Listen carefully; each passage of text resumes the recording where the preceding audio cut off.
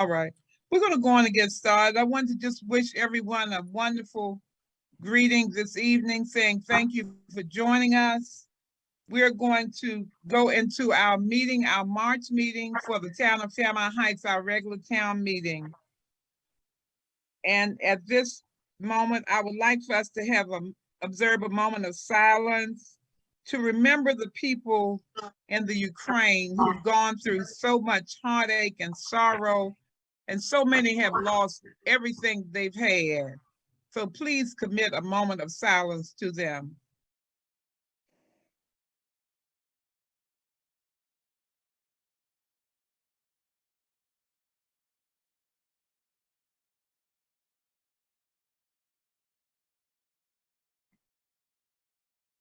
All right, thank you everyone very much. We really appreciate that. We're going to move on down our agenda, and I had Mrs. Tucker listed for an update of the minutes. I wanted her just to give a general analysis like she did last night of the minutes that she has processed and has put in everyone's box. So since she's not on the line yet, we'll have to get back to that, but that was one of our items that was listed on the agenda. She'll probably come in and then I can have her to go back to that. All right, I'm going to move on down the agenda. And Lieutenant Ivy. Yes, ma'am. Can you hear me? Yes. We haven't taken the roll. We have not. You're right. I left that off. I'm sorry about that. Thank you, council member. Mrs. Walker, would you please call the roll for us? Sure. Mayor Martin? Present. Councilmember Waiters? Councilmember Wood Dotson? Councilmember Morris? Here. Councilmember Morgan? Here. Councilmember Ukandu Uwaka? Present. Thank you very much, Mrs. Walker. We have two members that haven't gotten in yet, and that's Councilmember Waiters and Councilmember Wood Dotson. So we have that on record. We're going to move on down to Lieutenant Ivy. Would you please present us with your report now, Lieutenant? Yes, ma'am. Good evening, Mayor, Council, and citizens. February 2022 monthly report. The Fairmount Heights Police Department totaled 252 calls for service for the month of February 2022, with a difference of 270 calls for service for the month of January 2022. I want to bring your attention an incident reported as a carjacking where the complainant's vehicle approached a designated stop sign and made a complete stop. The complainant's vehicle was then struck by another vehicle, at which time the complainant's rear passenger door was open and shouts were yelled, "Get her." The complainant, fearing for her safety and quick thinking, immediately drove off and made notification to call 911. I want everybody to keep in mind that no demands were made for the vehicle, nor was there any weapon displayed or brandished implying of a carjacking. This is a negative carjacking report. However, the victim did have an interview with detectives. I also want to share today domestic violence incident report involving both parties in a physical altercation, which led to the arrest of both individuals transported to Upper Marlboro Department of Corrections. We had a case concerning a missing person. Report was taken involving this missing person suffering from bipolar disorder and schizophrenia. During the time of the missing person report, it was noted that they left the resident without having any of their medications. Also want to say a citizen's robbery and an attempted carjacking occurred in the Sheriff Road area. The victim informed officers that they were sitting in their vehicle making a phone call, and they were approached by suspect number one, who knocked on the driver's side window while brandishing a black handgun. The victim was demanded to get out of the vehicle, and demands were made for their money and keys. The victim gave the suspects $500 in US currency and his key fob. However, the victim's vehicle, for unknown reasons, did malfunction, and suspects 1 and 2 then fled the area. Notice when I made reference, I said it occurred in the Sheriff Road area. And tonight I'll be specific to say that was near the Ebony Inn. Concerning the update, the Bowie State University has reached out to the Prince George's Municipal Police Chiefs Association to assist with their internship program for students. The Fairmount Heights Police Department will be a participant with other local law enforcement agencies in their program. A joint task force operation with Prince George's County government concerning DPI, crisis intervention, mental health, the attorney, juvenile service, and Councilwoman Jolene Ivy's office to resolve the property issue with 708 62nd Avenue in Fairmount Heights, Maryland. This was established in the month of February. I will say that tonight, however, a meeting did take place in March.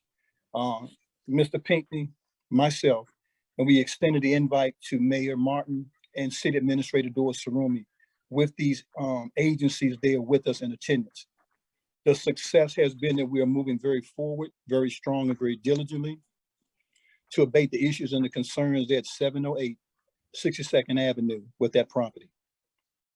I also want to bring to the attention that the Sheriff's Office of Prince George's County will also be in a joint operation with the Fairmount Heights Police Department on the property at 5333 Sheriff Road to abate the issues of concern. I want to stop right there for a moment because Ms. Morgan, when you had came in late, but they were able to bring to your attention, yes, that is the Hamilton Bonding property. And so it's going to be considered like a lot eviction that'll be in place. And there's some other information that I've learned during my investigation with that I'll share later on offline that is of serious nature in reference to it. Also to the, can you hear me? I said, thank you. Okay, you're welcome. Employee evaluations were completed for the year of 2021 also.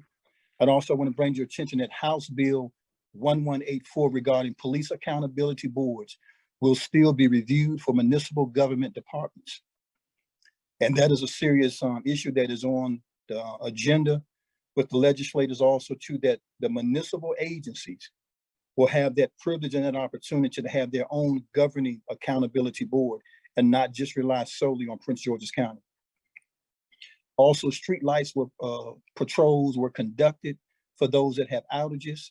They will be reported to Potomac Electric Power Company by the City Administrator, Ms. Doris Sarumi.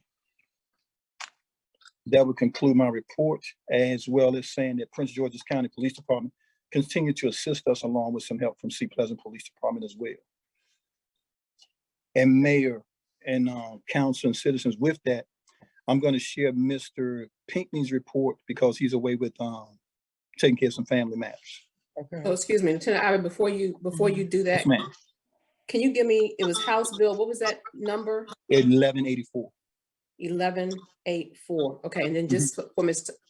Let me slow down. Just for Ms. Tucker's information, is your report written so she can have everything that you, I tried to jot everything down. You have a written report that Yes, she can have? she has. Okay, Yes. perfect. Okay, thank you. You're welcome. Hello, Ms. Walker. I am here. Okay, all right. I'll Thank step you. aside. You're welcome. Okay. You're I have welcome. his report. Okay. Okay. Oh, all right, okay. Thank you. Okay. All right. You're welcome. No problem. All right. Okay. Okay, for the code enforcement, Mr. Pinckney has, during this period, I have issued 3 rental licenses at 91557 Place in the amount of $100, 5506 Jefferson Heights Drive in the amount of $200, 724 60th Place in the amount of $200. He states also too that during this period, I have received 1 vacant building registration fee at 5806 Elder Street in the amount of $600. During this period, I have issued a work order to the Public Works Department to clean the lot next to 915 Eastern Avenue in the amount of $550. Next, 10 of his court dates for March 16, 2022 have been postponed until April the 13th of 2022.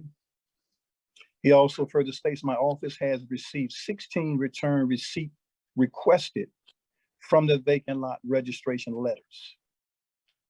My office has received 2 vacant lot registration letters stating return to sender. 3 of our vacant lot owners came by the town hall to voice their complaint about the new vacant lot ordinance.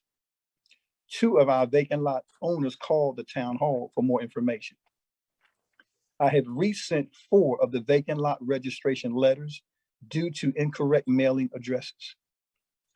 After speaking with Mayor Martin and Mrs. Walker, we agreed that since the letters were late being mailed, the town should waive the February payment until the next due date, which is August of 2022.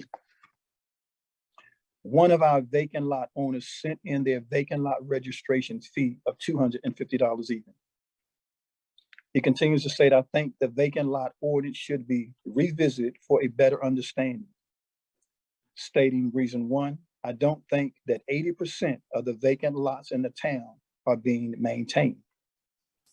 I think the word contiguous should be replaced with the word adjoining. If the lot is not a buildable lot, but has a tax ID number, should it have to be registered? I have reached out to several municipalities to get an idea on how they are changing their vacant lot owners, charging their vacant lot owners, excuse me. The city of Bowie, Colmar Manor, Upper Marlboro, Cheverly, and Mount Rainier do not have a vacant lot ordinance. The towns of Forest Heights, Seat Pleasant, and Capitol Heights have not gotten back with me, but the town of Forest Heights have their vacant lot registration fees online as of July 1st, 2012 at $75 and annual fee. Update as of today, March the 16th, the administrative assistant for the town of Capitol Heights sent me an email this morning stating that they do have a vacant lot ordinance. Vacant lot fee is $600 valid for 1 full year from July 1st to June the 30th. North Brentwood, the town manager states that they do have a vacant lot ordinance. The vacant lot fee is $100 annually. A meeting was held on March the 2nd, 2022 with Mayor Martin, Lieutenant Ivy, Mrs. Sarumi, Deepi, the owner of 704 62nd Avenue, the attorney representing the new owner of 708 62nd Avenue, the state's attorney's office, Councilmember Jolene Ivy's office, and Prince George's County Crisis Response Team concerning the properties located at 704 and 708 62nd Avenue. Lieutenant Ivy set up the meeting and he can explain in detail. Next, he states, I have marked all the trees in the town that needed to be removed or trimmed throughout the town. The Public Works Department has done an excellent job on painting the lines in both parking areas, including the area for the electric vehicle charging stations. I have also taken photos of the areas with major water problems. Deputy Director of HIP, Stephanie Prang-Prostel, sent me an email stating that they anticipate receipt of the county raised permit for 719 60th Place and 6117 Josh Street on Monday, the 14th of 2022. They are asking if the town requires a permit to raise a building. I suggested that the fees be waived. Due to their funding, they are trying to get demolition underway by the middle of this week so it can be completed by the 1st of April. They will provide notice to the neighbors at least 24 hours prior to the start of their demolition. That concludes reading Mr. Pinckney's report. I will say if there are any questions and concerns that would need to be brought, if I can answer them, that they will be answered at a later time by Mr. Pinckney for the Code Enforcement Office. But that Okay. concludes this report for Mr. Pinckney. Okay. Yes, ma'am. Thank you. Thank you very much, Lieutenant. I have a few questions that were in the chat. The first one was not directed to you. It was directed to Councilmember Ukandu Waka. And I don't know whether this is not really the time that it comes in, but I saw it come up in the chat. Lieutenant, let me just give you your question. The question for you was concerning the police response, and can the monthly report separate the total calls by agency? You know, your county, whoever responded, I assume that's what they're saying. It's someone with the V initials. I don't know who it is, but that's the question that was put up. That can Can they it be be- separated? Yeah, can it be separated, the monthly report be separated, the total cost be separated according to the agency? You know, because I think you talked about the county and Sea Pleasant and That's the correct. people that were assisting us. Well, let me share this with that. Sometimes I'll consider what's called an overlap. A lot of times was placed, let's say, because we have 62nd Avenue so close in proximity to us, there's an overlap with Sea Pleasant in the town of Fairmount Heights a lot of times too. So they put it in because we're so in close proximity with one another that that's part of that numerical number that comes into play.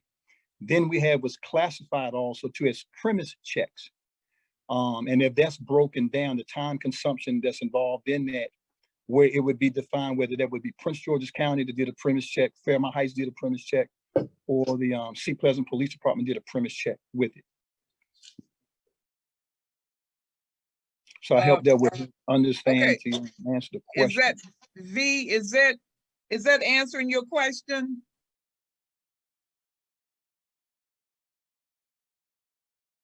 I'm not Because getting a along with that, response. until she responds, let's say, for example, because Sea Pleasant has the ticket reader on one of their vehicles, and they're able to pick up, the radar is able to pick up, let's say if there was a stolen vehicle that was over here, they could pick it up by being in so close proximity. And it would scan over and they would come over and they would see that stolen vehicle, they would run it, and it would come back stolen by the ticket reader picking it up. And that would classify and that would go, because it happened in the town of Fairmount Heights, but that assistance that Sea Pleasant gave because of that ticket reader when they picked it up. So it always kind of overlaps with us. Okay. Okay, I'm not getting the question is how many calls did Fairmount Heights take and respond to directly? I would say right off the top of my head, it would be probably 35 to 40%. Okay.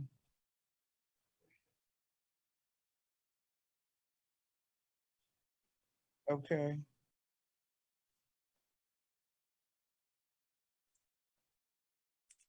Madam Mayor, Yes, ma'am.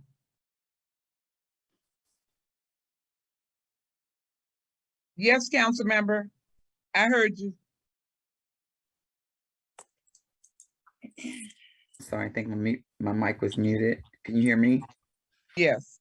Okay, so Lieutenant Ivy, per my question last night, and I heard your report, I came in late because I had connective issues.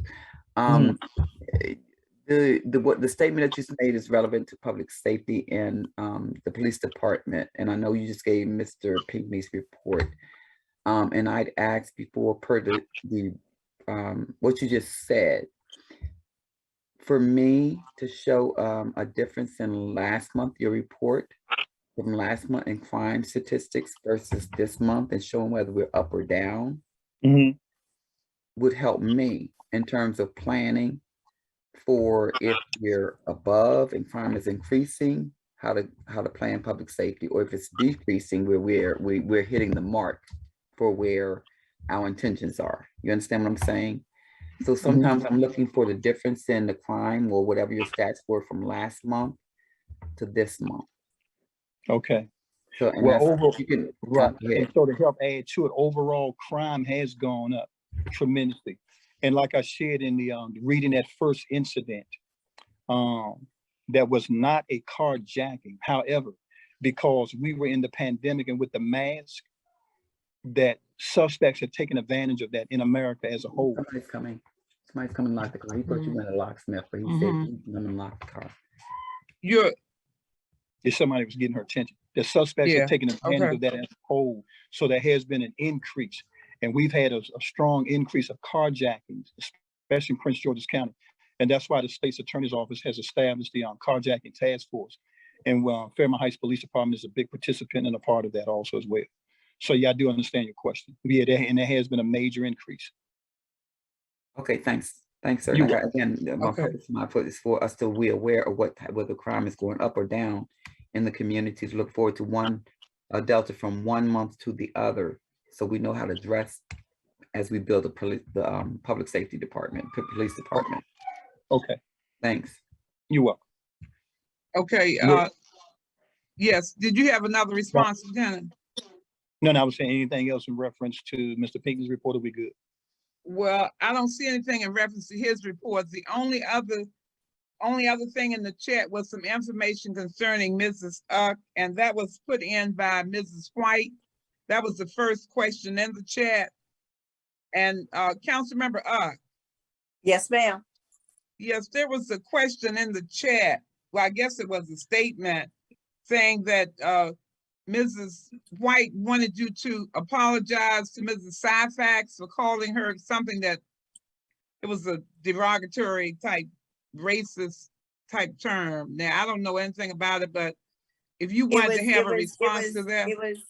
It was last night, and in Mhm. my opinion, and from the same type of statements that she made last night, and that she made in a meeting, a public safety meeting that we held, I stand by my statement. I will not apologize for something that I feel strongly about.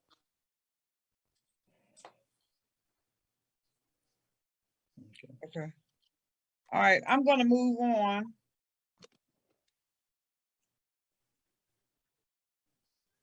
Okay, thank you, Lieutenant, for both of those reports that you had. Madam Mayor, I would like to comment, and I know the statement has been made. And the response, the question was asked, and this is my personal, I'm being a member of the body, being before the citizens. In response to the comment that was made, and your decision is what it is. But on behalf of the entire body, that's personal response. It does not represent the conduct or concerns or anything concerning the mayor and council. That response was personal. Councilmember Uck tends to forget that she's an elected official serving the public. And she tends to take it personal. So we need to entertain the concerns of the citizens concerning our responsibility serving in a public office. Okay. We keep on taking it personal and firing darts, and that's what makes our meetings messy. Mhm. And there's some additional information I'll address when it comes to my turn, when it comes to Councilmember Uck. Thank you. Okay, thank you.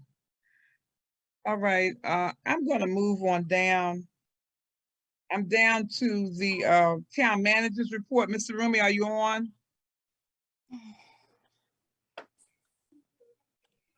Yes. Good evening, Mayor, Good Council, evening. and citizens. I'm going to give a brief summary of my report because some items included in my report, they have already been reported by Lieutenant Ivy in his report. And I want to thank him for working with me, especially on the problems with the electric light outage in the town. I'm going to start with job announcements. In the last two reports for the month of January and February, I did include the job announcement that we have a job opening that remains open in the Department of Public Works. And so we are seeking applicants to fill the position. Councilmember Morgan, Mr. Hill, and I did interview 3 candidates for this position. One person was not qualified. 2 applicants were tested on the trash truck for their demonstrated ability to work on the trash truck. The most qualified person turned down our job offer, so we continue our search. This is not indicative to Fairmount Heights, but throughout the country, especially throughout our region, in terms of being able to recruit and hire people, especially in lower level, lower paying jobs, but we will continue.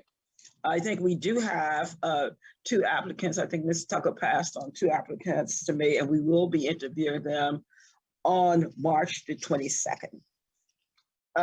Also, another job announcement, the town is seeking candidates for the position of Chief of Police.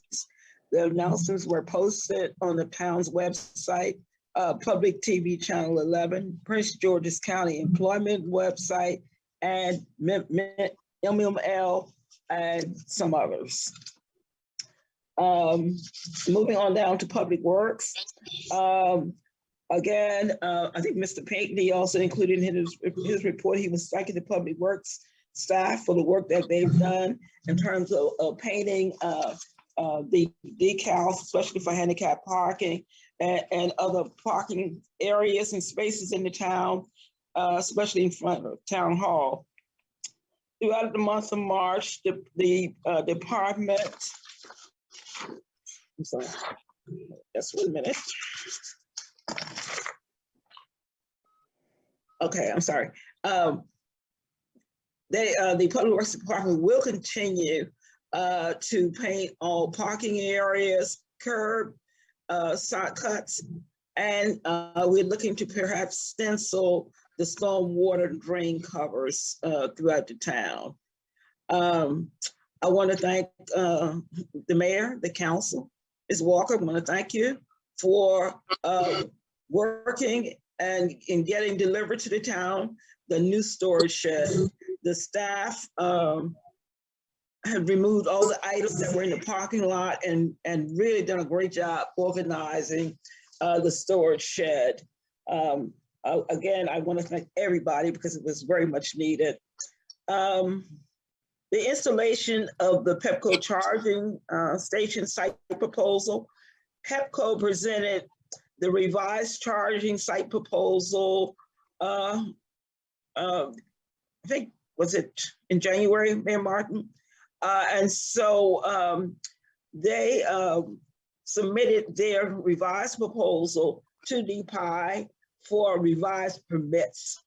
And we're expecting to get the approval in March. So construction will start in April. And we will put out a newsletter or some information, perhaps some hand cards or palm cards around town, especially in the impacted area where we plan to install a charging station.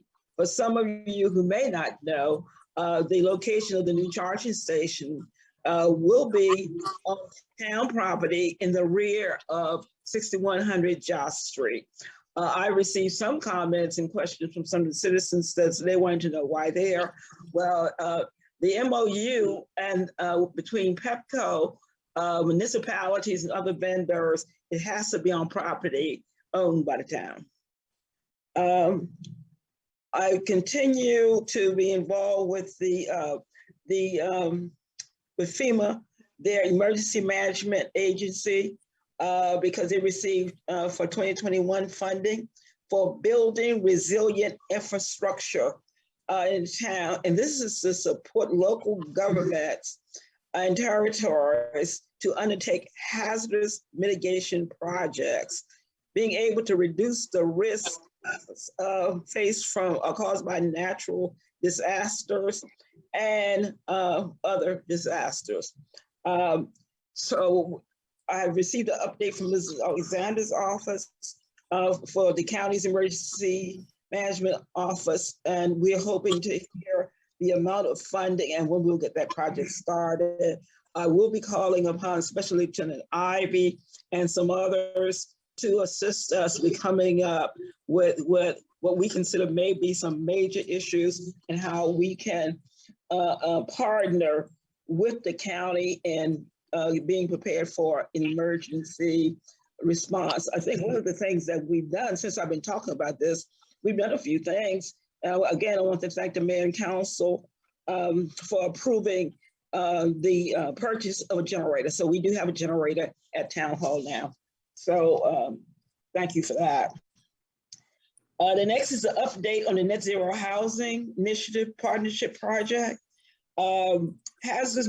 If you drive around town, especially on Joss Street, where the old Glover's Garage, you'll see it looks like demolition started, but no, that was part of the hazardous material abatement work. That was started January 17th, 2022. The next phase will be the demolition phase, and initially was scheduled to start the end of March.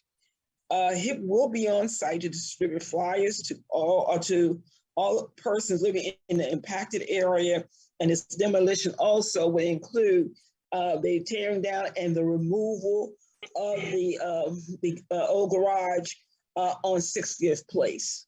So more information will be coming to everyone about that.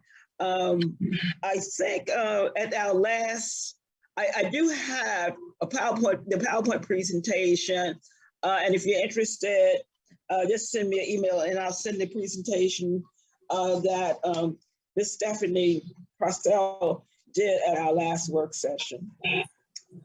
Economic and Community Development Committee, Sustainable Communities Program application for designated and renewal communities. I presented that information last night to the mayor and council.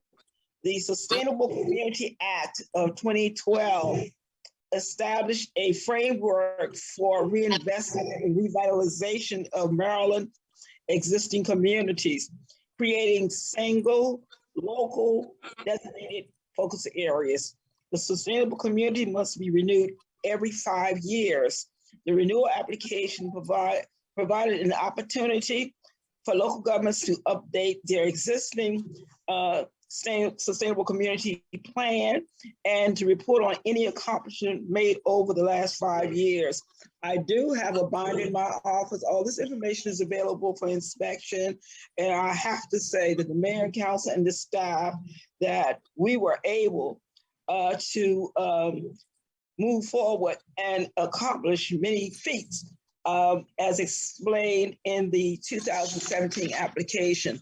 Some of those accomplishments include the following: the creation of the African American Heritage Trail. We received a $75,000 grant from the Department of Housing and Development. The Community Pocket Park, that came from the state of Maryland open space. We received a $149,000 grant.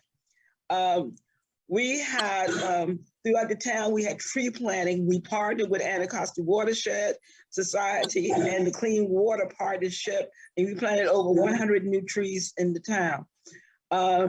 We have one new business. We had one new business move to town during that period. That was Hip Hop Chicken. We also had funding for the net zero housing, and we created an energy district. And we redirected the traffic and installed new signs on some streets in the town. These are some of the planned accomplishments, some other accomplishments since 2017. We also received, I think it was, I may be off a little bit, but about $25,000 from the Maryland Energy Administration to install interior lights in the town hall. Many of you know when you come into offices and open space in town hall, the lights stay on for a period. When you exit the room, the lights go off. And I'm sure that has some impact on the carbon footprint and reducing the cost of the bill as well. We received a $5,000 art grant. We had the installation of the stormwater system at the ravine, and that cost, that project was north of $1 million. The grants through the African American Historic Preservation Commission to renovate Veterans Memorial, that application we submitted in 2019, and we received $12,000 in grant, and there are matching funds for that. And we created, the one I'm most proud of during this period, we created the farmers market, and everybody benefits from that. Please note that Earth Day this year, the Earth Day celebration will be celebrated on April 22nd, 2022. As usual, I'm always looking for volunteers. We have some exciting things that we plan to do. You can check the website in the next week. I will list some of those things. In addition to that, for the Earth Day celebration, we will be looking at in terms of bringing on our partners such as Anacostia Watershed Society, PEPCO, Department of Housing, and others. Let me see. Of course, we're getting ready to start our farmers market. And so I'm excited about that. I think it's gonna be bigger and better this year. So that sort of concludes my report. I know you have a few things on the agenda that involve me, so I did prepare a resolution per last night's meeting, council members. I did prepare a resolution that state the town of Fairmount Heights approved the submission of the application for sustainable barrel for 2023, 21, 22, 23. And that concludes my report. Okay, thank you so much, Mr. Rumi. I have a question that has popped up in the chat. How is the farmer's market funded? Are taxpayer funds used to purchase the products, which are then sold back to the same taxpaying citizens? So could you address that? Well, I think for seed money last year, I think we received 2 checks. I don't have the exact amount of money, but I gladly will provide that information to really as seed money to start our farmers market. But for the most part, we receive donations for the farmers market, also which includes the Fairmount Heights CDC. We have some citizens, Mr. Eagleson, who's a chef, who also provides donations. In addition to our farmers market, I have to thank Mrs. Walker, because if you looked at the newsletter, she donated pumpkins at one time. We looked at, she also donated the flower pots that we use for art exhibits. So for the most part, no, we try to avoid having the citizens or head of town funded for that very reason, to have them funded and then sell it back to them. No. Okay, all right. Are there any other questions for Mr. Rumi before we move on down to our treasurer's report? Could I make one more comment that I didn't? Yes. Because it came up last night for I think either in the chat or it was by Mr. Barnhart. The streets to look at the issue with the stormwater management issue, we will include and we have included most of the streets that are west of Addison Road, and that would include 62nd Avenue, 61st Avenue, and 60th Place. Those streets will be included and as part of the study, not only under the stormwater management issue with the Clean Water Partnership, but also with the brick I just talked about, building resilient communities. Okay, there was a question also about the budget line items and how much of the budget was spent on last year's farmers market. I don't know the answer to that. Well, I think they said it's for Ms. Walker. Okay. Mhm. For me to answer? I can answer now? Okay, Yes, I you believe, can. okay. I believe 2 checks were issued that total $450. But I will get the exact amount and have that ready. And then I think the question was the budget line item, and that's budget line item 7330, which that is citizens events. Okay. You're welcome. Okay. All right. Okay. Was there anything else for Mr. Rumi before we move from her report? Mr. Rumi, we'll be coming back to you so that you can give the information for FHR 012022. Yes. Okay. All right. We'll be coming back to you. All right. Thank you. Thank you. All right. Mrs. Walker, we've gotten down to yours. Okay, good evening. First, let me say thank you to the mayor and council for excusing me from last night's meeting. I had a prior commitment, so I do thank you for excusing me. I do have quite a few things to cover tonight, so I'll try to go as quickly as I possibly can. As of February, the end of February, which is, so we are 8 months into the year, 67% into the year, Our income, we have actually received 93% of our projected income as of the end of February. And so between government, general revenue, intergovernment, other revenues, and the police department, the two areas where we have not met our 67% are other revenues, which includes trash pickup, special events, building hall rentals, parking lot, and then also the police department. Those are the only two areas where we have not exceeded our 67%, but we're close in other revenue. Within other revenue, one of the reasons that we have not met our 67% is because, again, that area includes special events, building hall, and those things we're not able to do right now. We're not able to use it to receive revenue from those areas. Then we also have our scholarship fund and our youth council, again, things that we aren't able to really do at this time. As far as our expenses, we have kept our expenses below.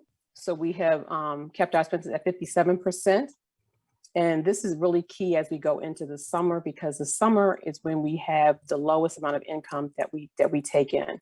So I'm glad to see that we're able to keep our expenses below what we're projecting and still be able to make sure that everything is paid on time.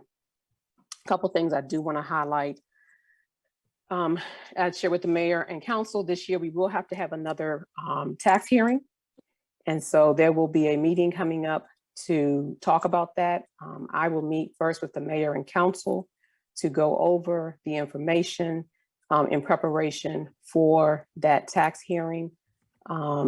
It's not my posture, and it's not proper for me to overstep the mayor and council. So as in the past years, I'll do the same thing this year. I will meet with the mayor and council prior to that to go over all the information, and citizens will be, part of that meeting as well, so you can hear the information as I share with the mayor and council. We also are into our budget to set our budget for 2023, and so we will be having budget meetings coming up, and those budget meetings will occur after Mayor Martin and I have had a chance to sit down and go through the projections for next year. Also, after I've had a chance to sit down with the individual department chairs to get their information, what they would like to see or what their needs are for 2023. We postponed Friday's meeting for the ARPA use of funds. However, one of the stormwater management companies is still coming out. They'll be out tomorrow.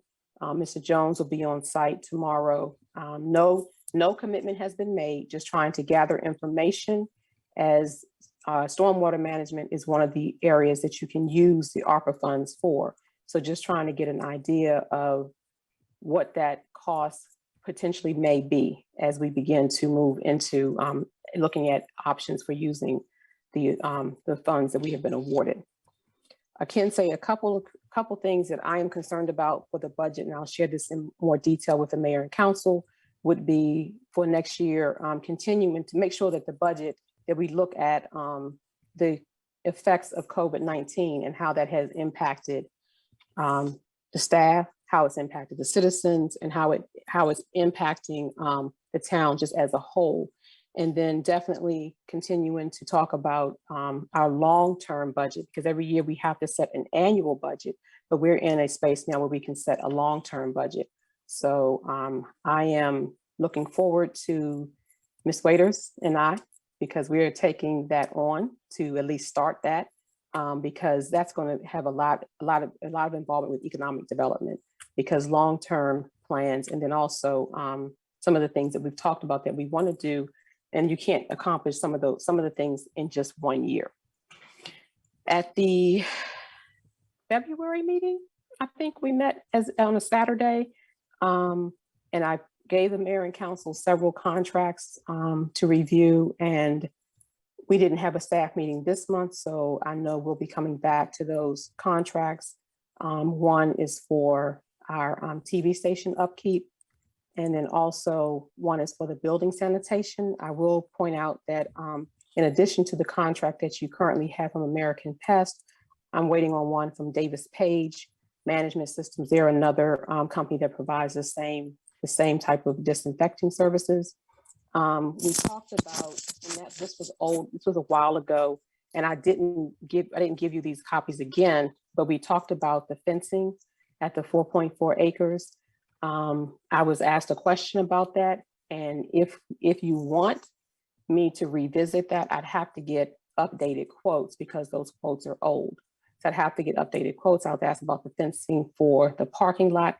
That was not something that you had approved, but it's something that Mr. Pinckney and I had talked about. And especially now since we have the shed, that's something that I'll put back before you in March. Definitely something that we probably will have to add to the budget for 2023 if we don't complete it in 2020, in this fiscal year, if we don't find a way to move funds around to do that. The other contract, and it's not really a contract, and so I can't really go into this one, but this one is personnel. But the information that I provided you all for the driver, that's personnel, it's not a contract. Mr. Rumi had and has the authority to bring in interim staff. And so that's what that position is. But after the conversation that the mayor and council had under legal counsel, the document that you have is the draft document that the attorney recommended that we prepare while you have this interim position. Just want to update you on the bids that we have out, the World War II Memorial, continuing to work with the grantor. They have reviewed the RFP again. We've agreed on the changes. I sent the final draft back to them. They have to approve it. One of the things they did tell me is that they're recommending, and they said they have no issues with waiving the 30-day requirement that the bid stays out for 30 days. If we have no issues with that, they'd have no issues because they said that they recognize it's been very difficult to get responses to bids. And it has been very difficult to get people to respond to bids. The speed humps, two of the vendors have already come out. Another vendor will be on site Saturday. One of the challenging quotes that we're having trouble getting responses for is tree removal. Several companies have come out, but they have not submitted bids.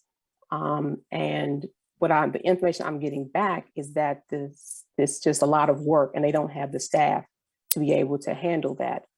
So what I've asked them to do is still submit the information, to still submit their quotes so that we have an idea, because we may have to look at breaking this up and doing it in stages, but it has been difficult to get that information back.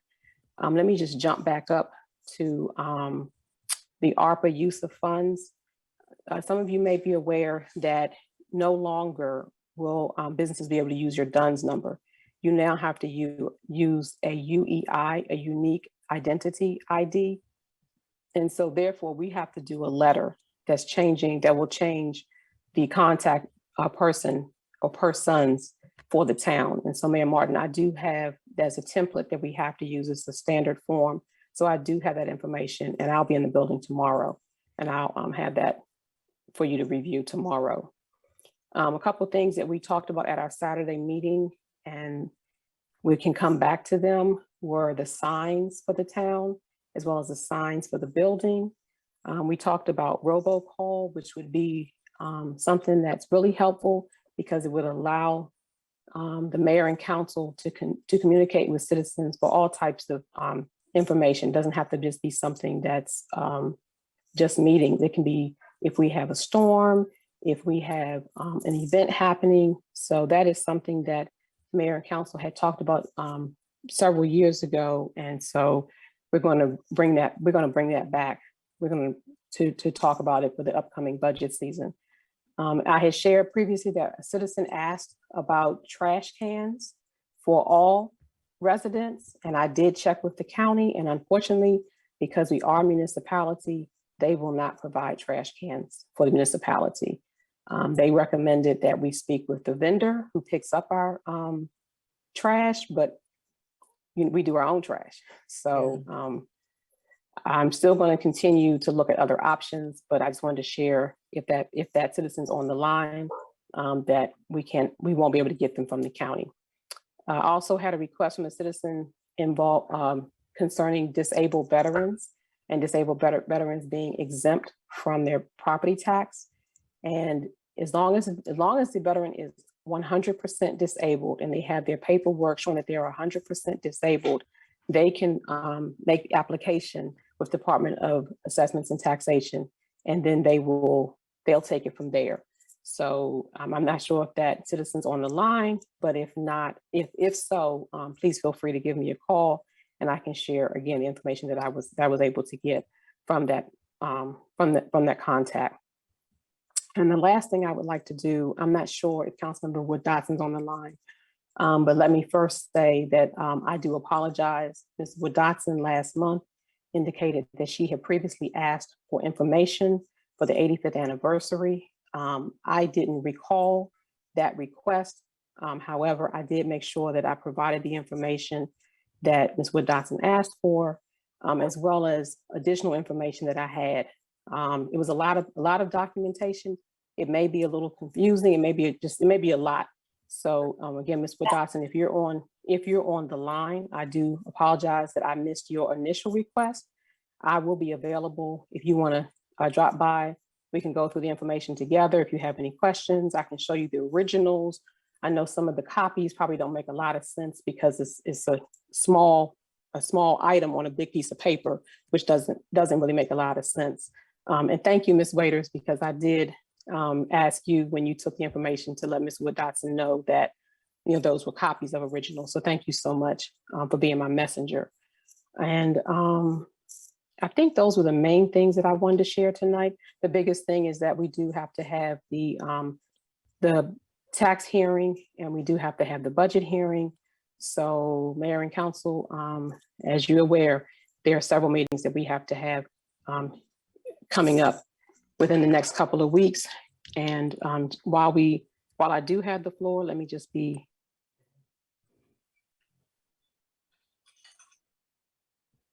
Okay, no, I will be here. No, I won't. I will not be in town for the April staff meeting. So I just want to make sure that I tell you that now for planning purposes, that I will not be in town for the April staff meeting. And I think those are the main things I wanted to share for this evening. Okay. Thank you very much, Ms. Walker. I did see something in the chat about the surplus for the police department. How much money have we saved for those years by not having a full police department? So for the police department, this year, again, we're at 67% of the year, and we have actually spent 68% of the budget for the police department. I don't know which citizen asked, but what I can do is I will take a look at 2021 and I'll take a look at 2020 to let you know what the difference is between what we budgeted and what we spent, in particular in personnel, because I believe that's what the question is focused on, is what our savings has been based upon personnel. And so I'll take a look at that. Okay. Okay. Are there any other questions for our treasurer while she's finalizing her report? Any other questions? You can put them in the chat. That would work just as well. Councilman Waiters. Ms. Walker, and I thank you for the information that was provided per Councilman Wood Dotson's inquiry or request. There was some information, and I know this question is coming to you, and I know information comes to you, requests come to you and their process, but there are some questions that are relative to the transactions that I don't think you can answer that came up last night. Okay. One of the questions that came up last night or concerns about the packet that we were giving, and I saw the transactions and inclusion in the packet for the first time. when I picked it up from my box 2 days ago. So it was like an awakening awareness for me with some of the content and the transactions. But the one that kind of sort of sticks out to me relative to contractual reference is that we were billed for hours, which means consulting hours. And that kind of sort of leads to a contract for me. So when you submit billable hours, that means we were in agreement to that. And there was an amount, because it's contractual, I don't want to dive into it. But for just by that in itself, I don't see where we reached or agreed to or came to, the mayor and council came to an agreement for a contractual services concerning the 85th anniversary for billable hours and a lot of the other things that we were charged for. So it's a line by line item that I have questions for now that we have received this information. Again, no, it may be relative to you, no fault on your part, but because it's finance, you may get questioned about it. And that's FYI sharing with you, but this was the discussion last night. And this is my concern from what I saw. So I'll talk to you offline for further information or clarity.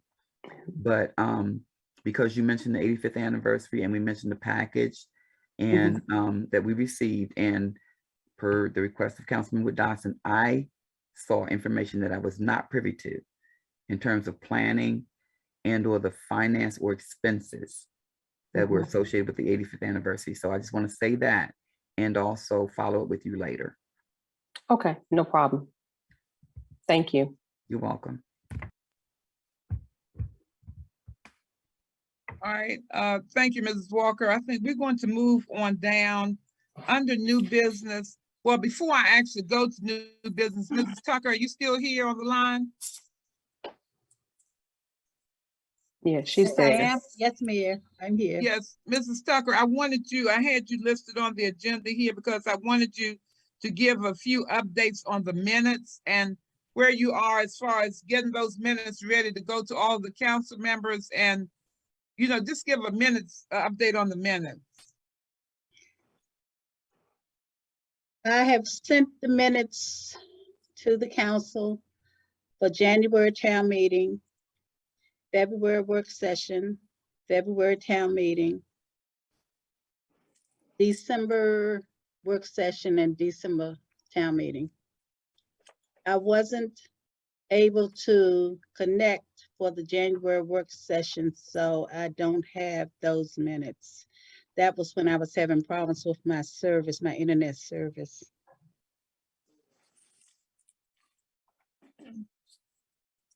Okay, I just wanted to put that in the record.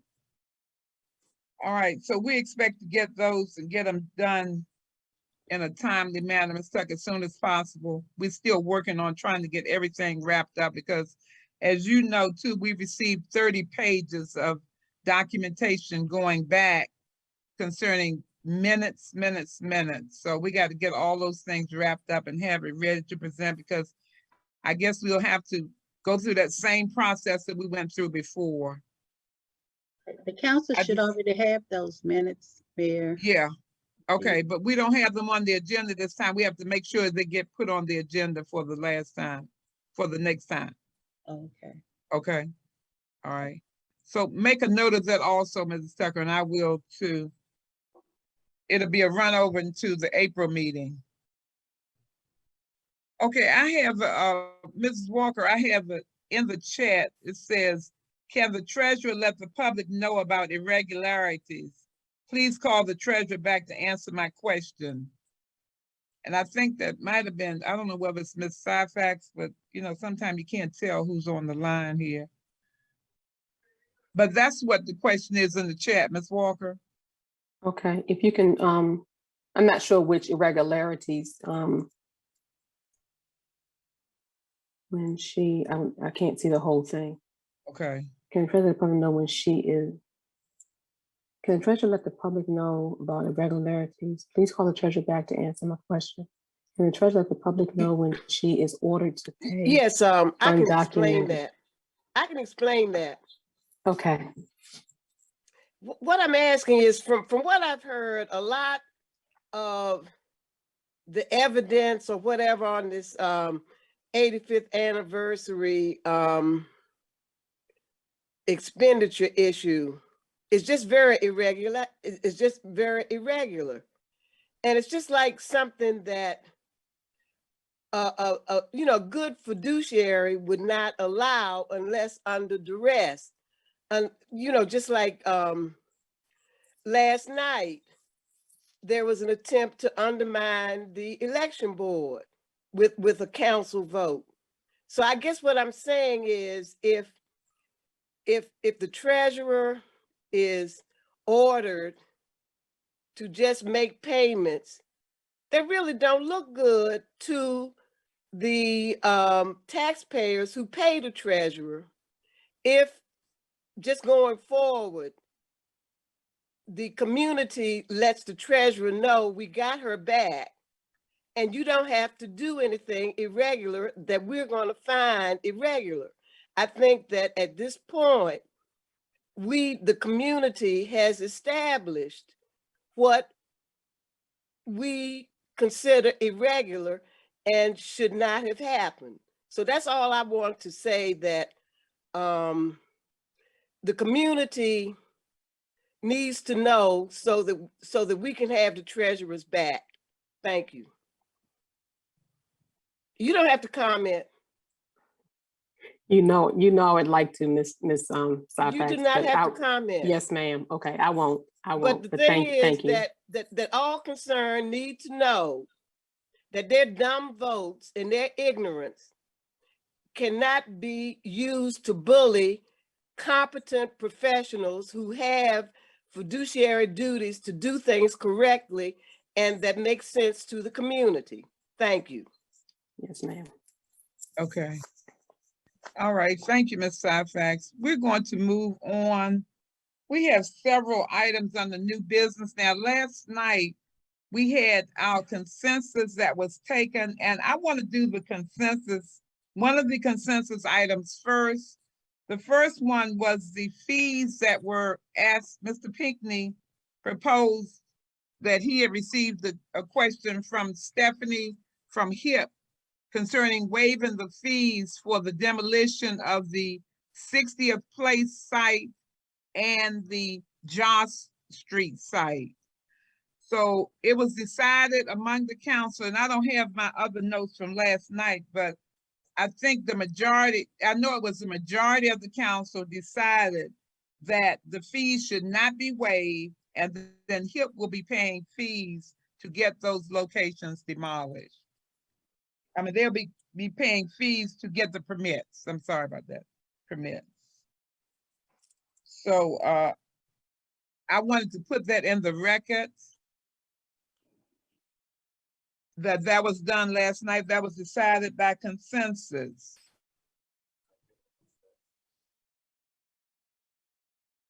Okay, that's the first item.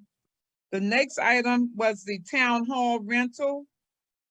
We talked about the whole issue now of the government, basically, the mask requirement has been dropped for the time being, especially in the county and in the state.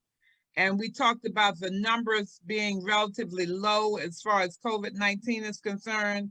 And we talked about resuming our rentals at the town hall because of the fact that we've had so many requests for repairs and for items like at baby showers, things like that. So the consensus was that we resume our rental of the town hall. So that was done by consensus also. Okay, the next item was the closing of the building on March 21st, 2022, which is the date for the recall election.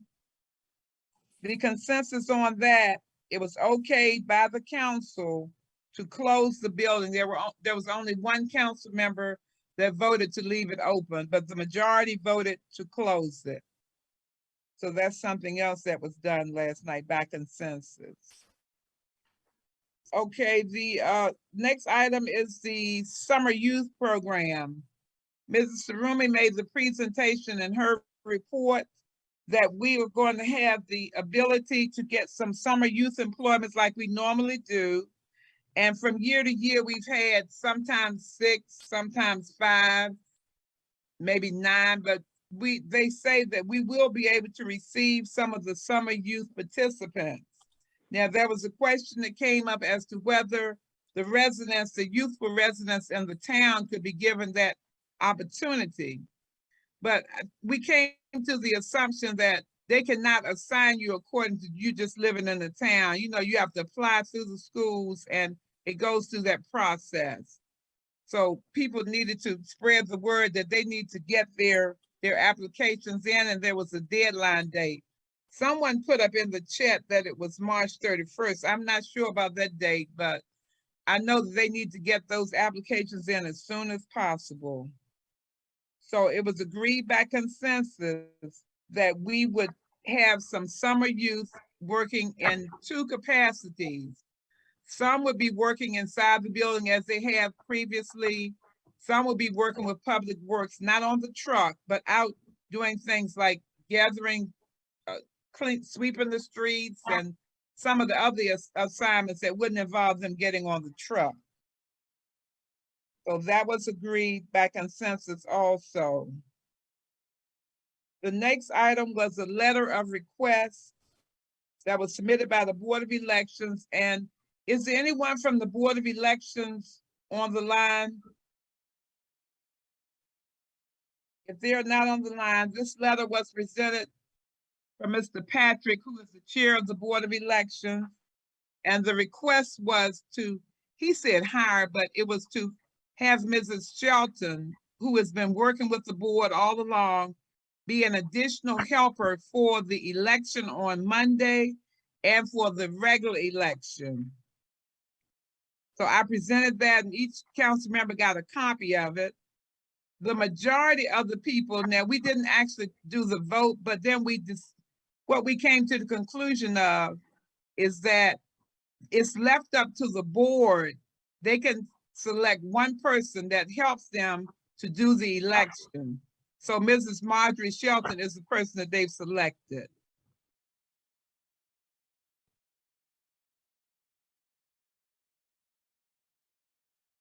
Okay, our next item, Mrs. Sarumi, I know you prepared I think it's an ordinance. It's FHR 01-2022. Would you explain that it's in reference to the renewal of sustainable Maryland applications? I'm sorry, Madam Mayor. Madam Mayor. Councilmember Waiters, before we Yes, move ma'am. to another agenda item, one thing that I want to point out is the agenda does not indicate old business. Right. It should, because we've discussed it. What you just mentioned was old business because it occurred yesterday. Yes. And all of those things that you mentioned that were consensus in yesterday's meeting, which was work session, would be officially moved into the town meeting for an official vote to move forward. You have just mentioned them as an agenda item, but you have not called for a vote before you moved on to another, say, area of the agenda. So are we going to vote? Are you just mentioning those items that we came to a consensus for, because they are still a consensus until we vote for, make a final vote? There needs to be a motion and a final vote. Okay. So I'll are we tell you going what. to wait? So I'm sorry, I'm still asking the question. Let me Go formalize on. the question. So are we, and Madam Mayor, I'm going to pause and say this. Every time I ask the question, I'm asking the question for clarity. So I'm not asking this question for attitude and response like I'm taking up the time, but I'm asking the question because you just mentioned that we came to consensus, which is a favor to move forward in the town meeting for the final vote. But you've now moved on to another area. So again, we have old business that is not on the agenda, but more importantly, for the things that you just listed that we came to a consensus to, everything that you just mentioned, now you need to go back and call for a motion and a vote. Thank you very much for that, Yeah. council member, because You're I welcome. wasn't really, when I did that, I wasn't thinking in terms of it was mandatory for each one of these, because we decided to do these. If they have to go to a vote, I don't have a problem. I don't have a problem with going to a vote for each one. That is not a problem at all. I'm going to start up at the first one, which was the fees for HIP. The waiving for the fees for HIP. That was number one. I will accept the motion on waiving the fees for HIP as far as their fees, they're supposed to, demolition fees. So moved. Can I get a Second, second? second. Been properly moved and seconded. I want That's to, Madam Mayor, I'm sorry, to push pause for a second. There are, council members are on the line. The full body is on the line, and I know you call the roll. The cameras are not on to indicate who is who until somebody speaks. And when it does light up to say someone is speaking, it just says iPhone. In 2 cases, we have 2 iPhones, and I believe those are council members. So when someone is voting, instead of it lighting up, showing that they're speaking, it needs to indicate that that's that council member. For instance, the one that just spoke up was council member Up. So there's no indication in the visual of those participants that she is online, except for her just saying something. Otherwise, she's indicated as an iPhone. And for the sake of being an elected official, I would ask that they would either put the camera on when they're voting so we'll know who it is, or change their name from iPhone to council member. We are elected officials. I will ask them if they would do that. Madam I Mayor, don't know would it whether be- everyone would it has be- would it be- capacity. Would it also be satisfactory that if we came in and cast a vote, that we announce ourselves by name? Well, especially if you don't have the capacity, to show would your be one- picture. And that would be my problem right now. At least Okay. put your name. You're an iPhone right now, council member. You're not an Okay. iPhone. You're a council member. I can do a Waka. Okay, Hear you I right now, will, I Mr. will, Baker. I will Yeah. announce my name. Thank you, because when I come because in. Thank you. No, change your You're name. welcome. For public record, you say you're indicated as iPhone. For public Okay. record, you are council member Uckandua Walker. Yes, ma'am. Thank I'm you. going- We are before the citizens, so therefore they should see you and know who you are, whether you have technical difficulties or not. You're an elected official. If you have technical difficulties, you should have fixed them by now. But right now, we're in a public meeting with citizens that have concerns, and you're indicated or they see you as iPhone and not Councilmember Uckandua Walker, who the person is that they elected into office. I don't see why there's a problem with you identifying yourself as to who you are. That's just clicking on a button and renaming iPhone to be Uck and not iPhone.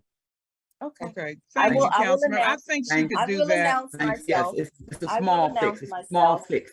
It's a small fix. Thank you. There you go. That's real easy. Oh, boy.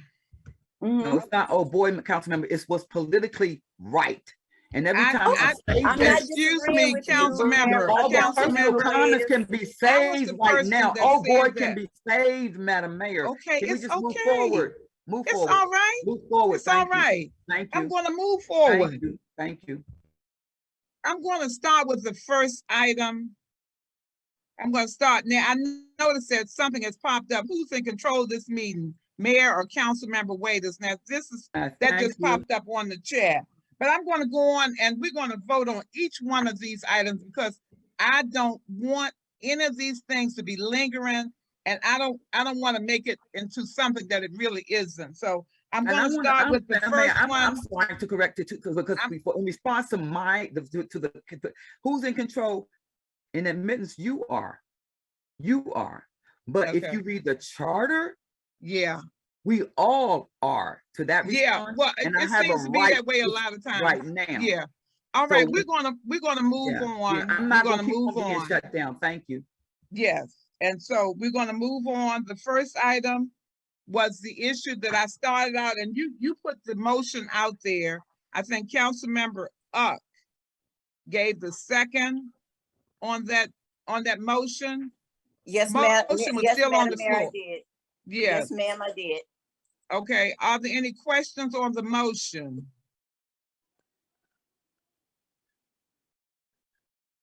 If there are no questions, Madam Secretary, would you please call the roll for the council members? Mayor Martin, Aye. Councilmember Waiters.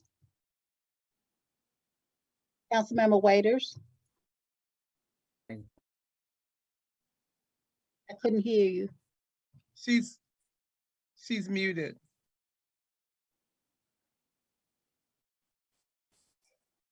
I said aye. Aye, okay. Councilmember Morgan. Aye. Councilmember Walker. Aye. And Councilmember Morris. Aye.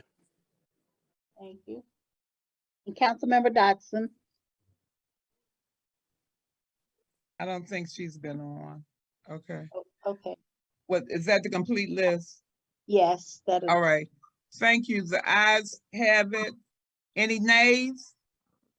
Any abstentions? All right, so that is approved. So Mr. Pinckney had gotten the message last night, but this is making it official that the fee for HIP, their demolition fee, will be charged to HIP.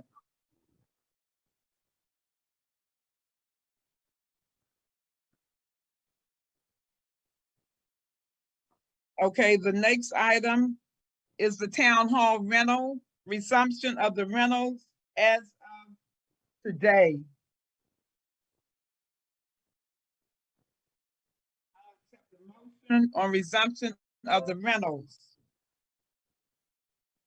Councilwoman Walker, I'd like to make a motion that we resume the opening of the rental hall for use. Can I get a second on that? I second. Was that council member Morgan. Morgan? Okay. Okay. Any questions on the motion? If there are no questions, Madam Secretary, would you please call the roll? Mayor Martin, Aye. Councilmember Waiters.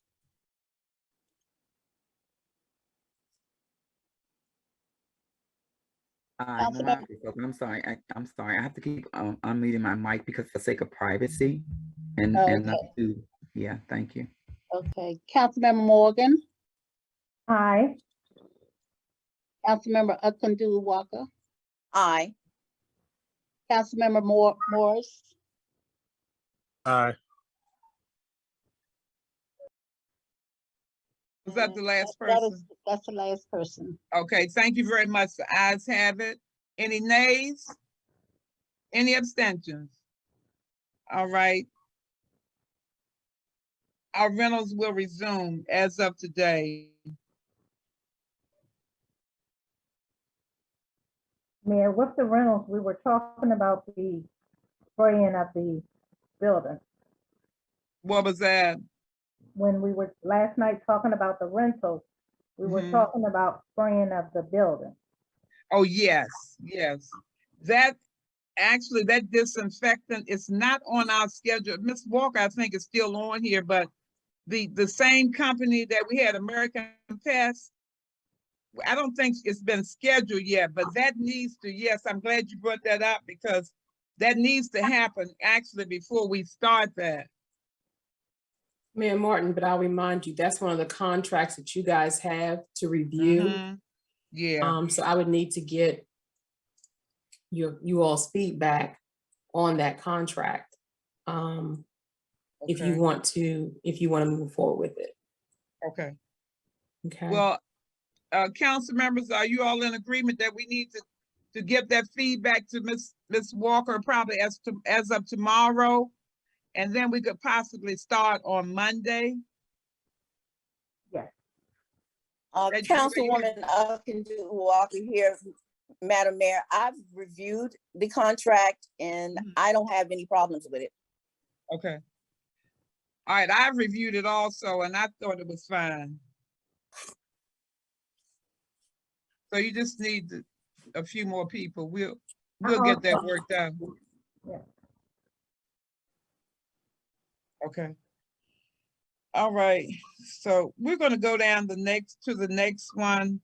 The next one is the closing of the building on March 21st, 2022, which is the day of the recall election. I will accept the motion for the building to be closed on that day.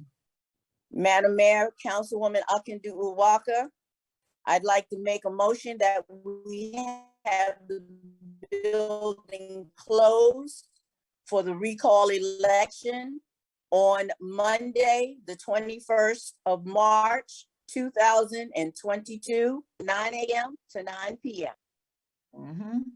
Thank you. Can I get a second on that? Second. Councilmember Waiters, second. Thank you. Okay, it's been properly moved and seconded that we close the building on the 21st from 9 o'clock a.m. to 9 o'clock p.m. Are there any questions on the motion? Mrs. Tucker, would you please call the roll? Mayor Martin, Aye. Councilmember Waiters,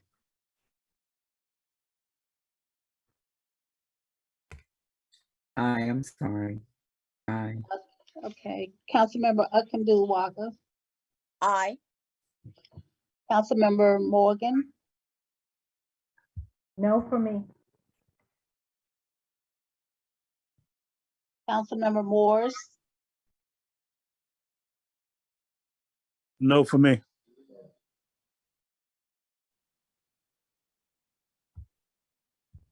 Okay. We have 5, five members here. okay, we have So we had 1, 3, 2, 4, and two against. 3, and 2. Yeah. So the motion is approved. The ayes have it. There were 2 nays, no abstentions. So the building will be closed on Monday. Okay, the summer youth program. I mentioned before that we have the opportunity to participate in the county's summer youth program, and we would get a certain amount of students that would work with Public Works and a certain amount that would work inside the building. I saw in the chat where you have until the 31st of this month. They have until the 31st to submit their applications. So hopefully some of our town youth will participate and put their names in so that they'll be able to work. Because in previous years, we have had students, right down on 61st is one of the students that worked with us a couple of years ago. So we need to get a motion that we will accept the summer youth program for this year, 2022. So moved. Can I get a second? Councilwoman Akindu Uwaka, second. It's been properly moved and seconded that we accept the summer youth program for this year, the year of 2022. Are there any questions on the motion? If there are no questions, Madam Secretary, would you please call the roll? Mayor Martin, Aye. Councilmember Waiters, Aye. Councilmember Morgan, Aye. Councilmember Akindu Uwaka, Aye. and Councilmember Morris. Aye. All right, thank you very much. The ayes have it. There are any nays? No. And any abstentions? No. All right, so we have approval, official approval on the summer youth program. I saw in the chat where someone asked to get the reading of the letter that came from Mr. Patrick. Mr. Patrick is not on the line tonight. As a matter of fact, there are no Board of Election members on the line that I can see. So the letter is saying, I am writing to request your permission to hire Mrs. Marjorie Shelton as a consultant to the Election Board of Fairmount Heights. Mrs. Shelton's knowledge of the election policies and procedures for Prince George's County and those of Fairmount Heights will be an asset to those of us who have never worked on an election before. With Mrs. Shelton's help, we will have a more efficient and smoother running election.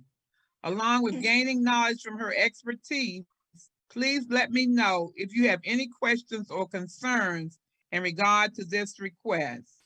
Thank you. Sincerely, Marvin R. Patrick, Supervisor, Fairmount Heights Board of Election. So this was a letter that was presented last night.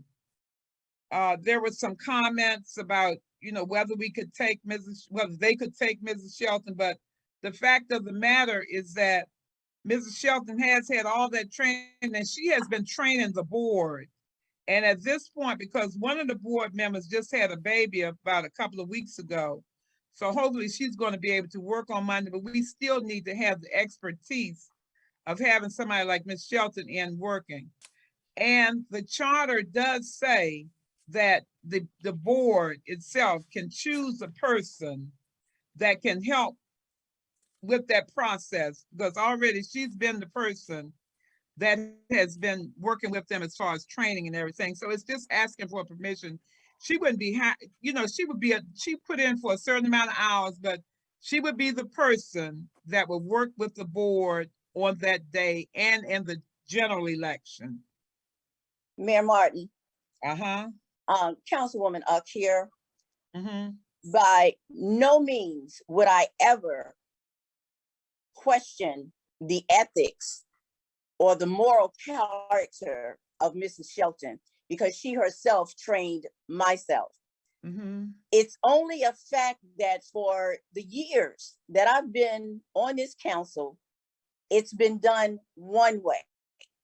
And when I hear it being done a different way, I have a question. And that was my purpose of asking the question or rejecting. At that time, it was asked of me. Mm-hmm. My sense of the matter is, if in fact this was in the charter, that should have been stated up front. We should have never been asked about it, and it would have been a done deal.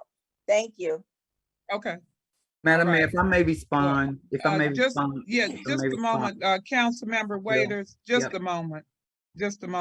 Yep. I think, and I noticed in the chat also, the key word is hire. Mrs. Shelton has been working with them as a trainer, and I think the way the letter was worded is how this happened to get a lot of fuel behind it. The way the letter was worded, because it said permission to hire, and it's not like she would be the person that could help with these elections, and she's definitely needed to make it, like he said, a smooth process, because she knows all about these elections and she's been training them. So, it would just be a matter of her being on the clock. She would be paid by the town for that election, and she'd be paid for the general election. So I see another question has popped up. Mayor Martin, how many active Board of Election members does the town have? The town has Mr. Patrick. It has Mrs. What's Megan's last name? Soule, S-O-U-L-E. And it has Mrs. Francia. And I have to think, Francia, that's on 58th Avenue. So it has 3 official members. And I think most people are aware that we've been having a hard time keeping our members in, because so many people have been in and out of the position. So these are the 3 that we've had for a few months now. And it's not as easy as it seems. And we've definitely needed the help of Mrs. Shelton in there to keep it regulated and to keep the information going back and forth to the county, because she's the one that has guaranteed that it happened. well, along with Mrs. Tucker helped her, but she was the one with all the information.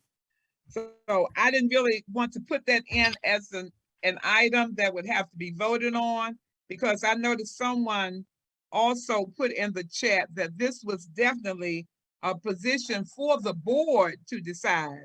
But like I said, he just gave me this letter, I guess to have it officially written, and I gave it to each one of the council members. So I don't see whereas we should have to do a motion on that, because it's not even in that category. If it's necessary, I don't mind doing it.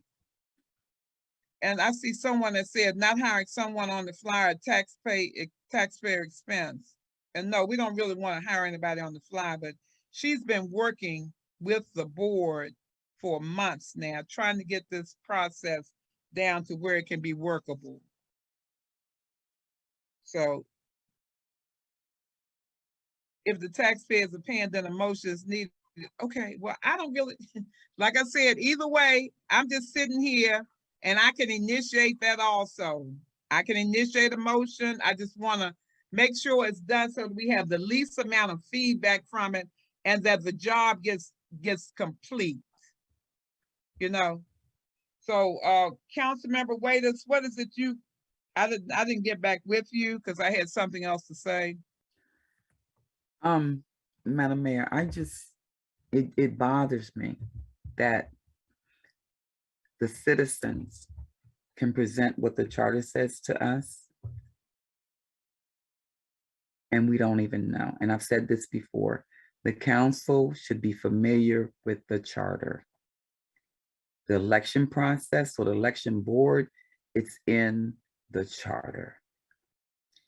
Miss Shelton consulting, whatever the process is, it's in the charter. If it's consulting, whatever it is, if it goes through procurement, it's the process. So we're at a recall, and it's also in the charter, and it keeps coming back. I mean, in the chat, that the individuals that are being recalled should not have a say. I don't know where this is going in terms of legality, but it just seems that every time we talk about something, we're being presented what our rules are, and we are unfamiliar with the charter, which are our rules. Okay. So Councilmember made one statement, but then came back and said something when it makes it clear that she's not familiar with the charter. And this is a serious matter. Either we're reading something, we haven't read something, we hadn't had the opportunity to see it. We're in a town meeting. There are questions that are coming up in this chat. We are leaders. And the questions that are being asked, we should be able to answer, especially when it comes to the charter. That's basically what I want to say. We're being challenged with the charter. We're elected officials, and we should be familiar with the process, procedures, and the charter. And we're being challenged with our own governance. Okay, well, we're going to try to resolve this. I think Mayor that at this point, yes, It's not yes, ma'am, necessary to keep Councilmember. coming back with the same thing. We can take it offline. Very briefly, Councilwoman here. Again, it is the communication. And again, if you, as you stated before, it's the wording in the letter.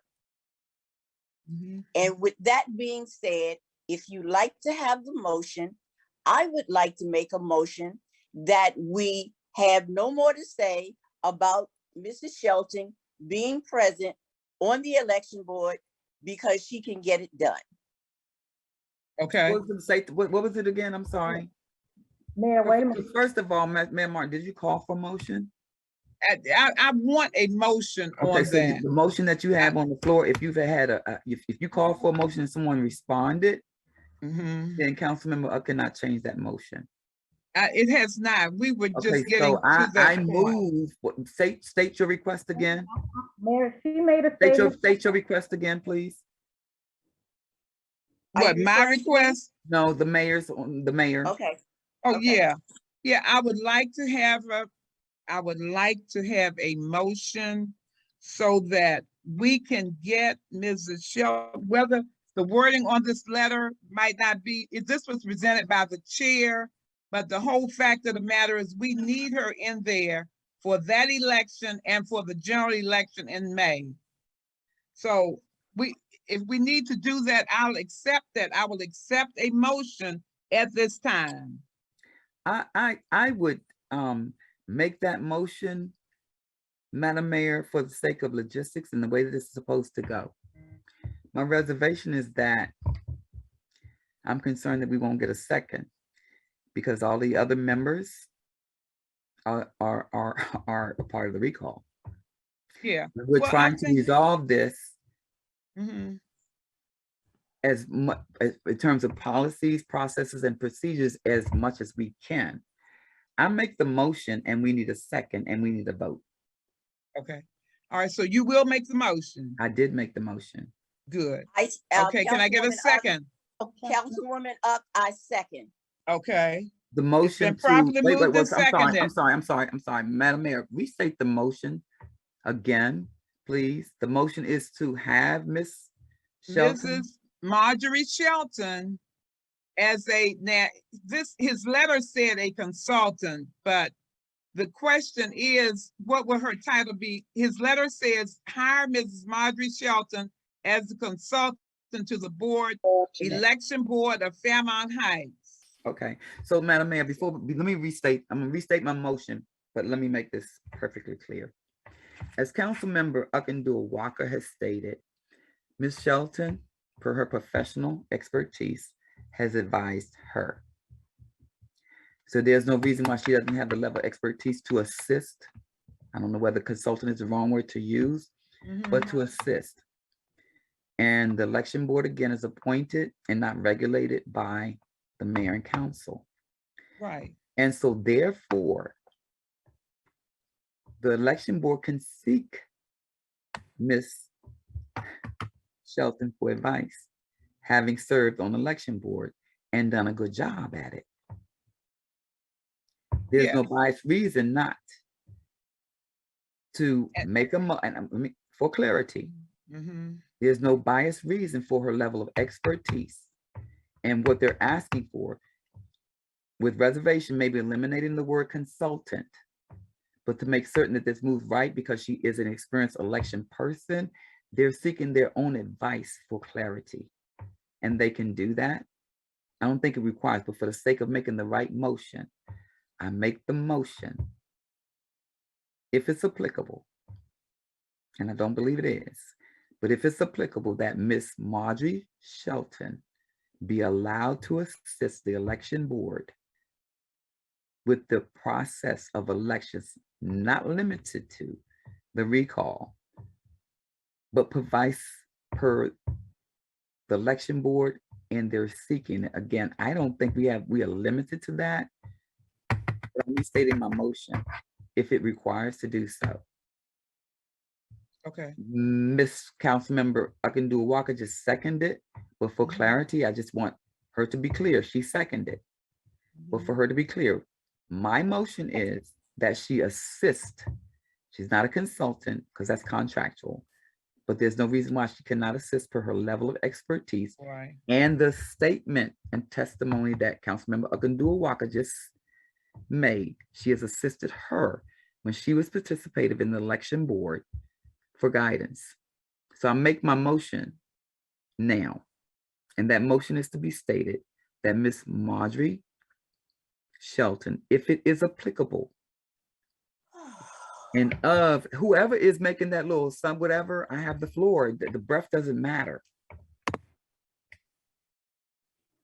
That Miss Marjorie Shelton, if it is the onus of the mayor and council to make this decision, I make that motion that she be allowed to assist the election board.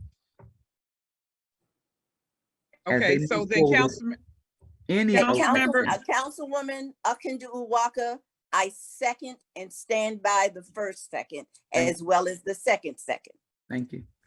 Okay, it's been properly moved and seconded that Mrs. Marjorie Shelton be allowed to assist with the election for the town to assist the Board of Elections to make a successful, smooth process for the election. It's been properly moved and seconded. Are there any questions on the motion? Yes. Okay, First council member. of all, that letter needs to be torn up because, you know, we do stuff and we kind of forget. Well, the letter said this, but nobody said anything about the letter. So the letter needs to be torn up.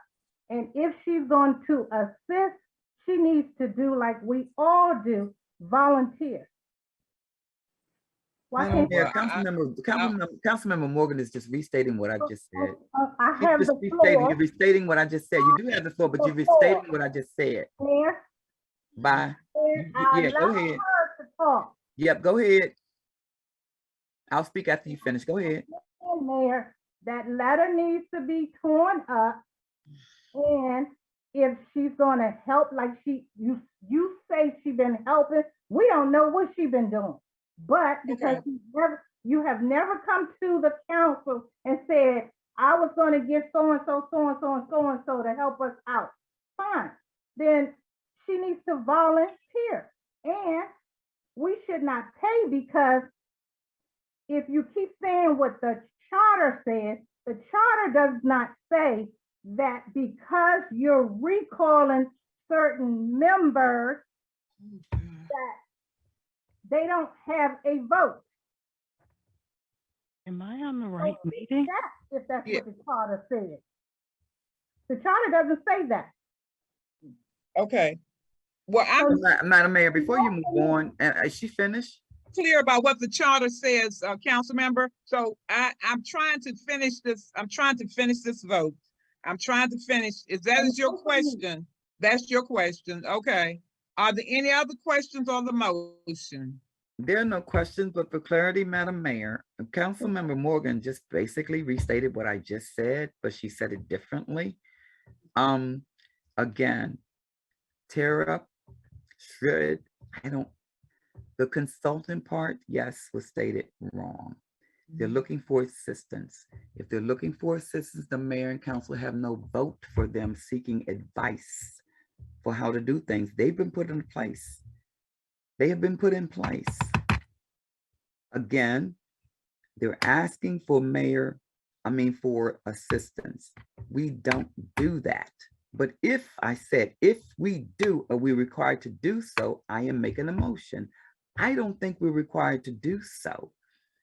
Okay. I don't know about those that are being recalled, but I'm gonna restate what I said. I didn't say the recall. I said elections, period. It's nothing to do with the recall. It's if we have to vote, we're saying that she would be allowed to assist. I don't think we should be voting on that.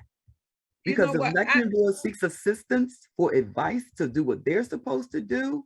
Yeah. That's not a vote by the mayor and council. Okay, here's why. This was presented to me. I presented it to the council. There were suggestions that we should do the vote. Since we already have the vote in motion, let's just do it and make it official and call it a night. Okay? So if we don't have any more questions on it, on that motion, I'm going to ask Madam Secretary, would you please call the roll? And let's just get it over with, you know? Madam Secretary, would you please call the roll? Mayor Martin, Aye. Yes. Will someone please mute your line? Please mute your line. All right. okay, Councilmember Waiters, Aye. Councilmember Morgan, No. okay, Councilmember Akindu Walker, Aye. Councilmember Morris, No. Okay. So the ayes have it. So we'll go on. I'll present that information to them. So I see something in the chat box here. It says, are we tossing the letter This letter has been given out to the council, to the mayor, and to whoever else. I'll Councilmember just, Dawson never voted. huh? Councilmember Dawson never voted. Is she on the line? He's I not. don't see her on the She's line. not, she hasn't been on y'all night. She wasn't on. Mayor Martin, I do have a question when you finish, Yes. please. Mm-hmm. Mrs. Walker, you can go on. Okay, just for clarification, and I have no personal agenda and I have no issues with Ms. Shelton. So let me just be clear, just so that I am clear on what decision you all just made. And I have not seen the letter.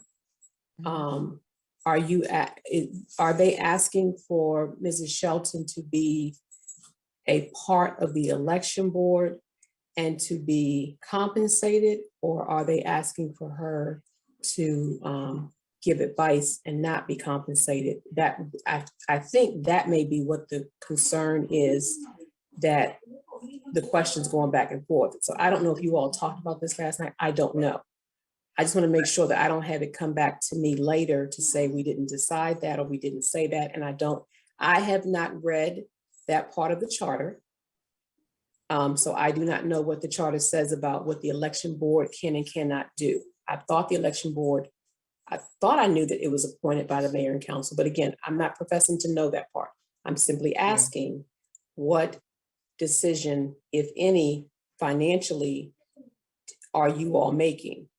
Because I don't know if that was part of what they requested or not.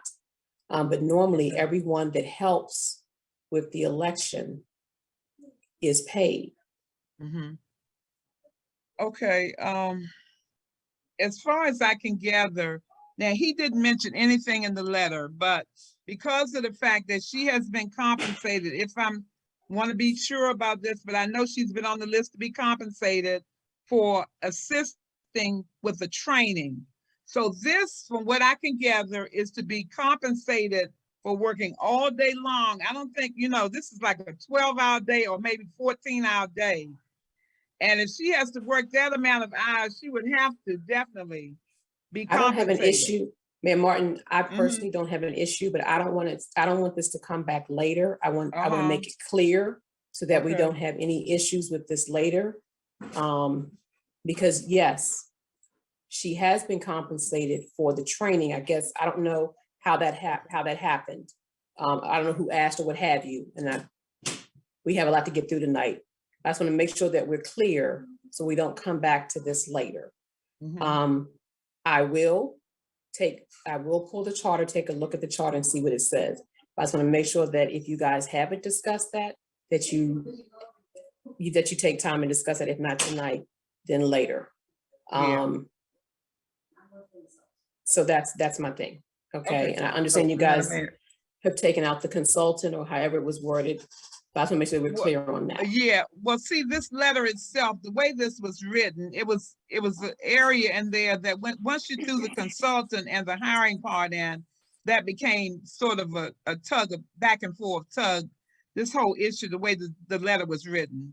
And I'm sorry if they're not on the line because they could have explained much better than what I could because I'm not a member of the board. But I'm sorry we have to remember that the same thing. I don't want to go too deep, but we're talking about hours and the number of hours somebody is working and billable hours. I don't want to go too deep in this. Again, I would really like to take this offline. I don't know that you guys even needed to vote on this. I don't know. I really want to move forward, but I don't want to have this come back later. As an issue. And me either. And that was the reason why I was saying I didn't know whether it was actually within our purveyance to vote on that because it was something that was done actually by that board. But the request came to the mayor and the council. But because because we would be spending taxpayer dollars, we would need to make sure that whatever we're doing it correctly. So I will do some more research on it. And then we're going to need to talk about this again because I really don't want, and again, it's not anything personal against Ms. Shelton. That's not the issue at all. Mhm. So I don't want someone going back saying that. But I just want to make sure that we don't do anything wrong and come back with an issue. Right. Okay, so Okay. that's my only comment, and I'll mute out. Mayor Okay. Martin, All right. Yes, ma'am. Miss Tucker, Mhm. I think that because like Miss Walker said, I think it's the way you were saying about the wording, because I Mhm. think one of the words is like an alternate. They need an Mhm. alternate. Because normally they Mhm. have 3 people and they Mhm. ask for the 4th one will be the alternate. Okay. If that's So the case, that's different. I'm sorry. If that's the case, then if Ms. Shelton would be part of the election board, then she would be paid like everybody else. Again, I haven't seen the letter. I don't know. But if she was asked to be part of the election board, then she'd be sworn in, like the Mhm. other people would be sworn in, Yes. and then she'd be part of the election board. And then it would be no questions about her receiving the same compensation that everyone else would receive. So if that's Yeah. what the letter is asking for, then I don't know. I don't know if that's what it's asking for. So there's a difference between an alternate, a consultant, assistant. Yeah. I think Well, you all really need to get some clarification on this before we move forward. I really do. Okay. because Well, this- I read it. I read it just as it Oh. was presented to me. Okay. Now, I think it probably wouldn't be a problem for us to get a line to where we can put the people who requested this on the line, and then we would have to do that. We got to hurry up and do it because we're running out of time. And you We're have running to, out of time. yeah. Okay. Because the letter may So- say one thing, but if that's Mhm. not what you all have the authority to do, you Yeah. don't have the authority to do what they're asking for. Mhm. The letter has asked for something, and your response can be, we don't have the authority to approve Right. that.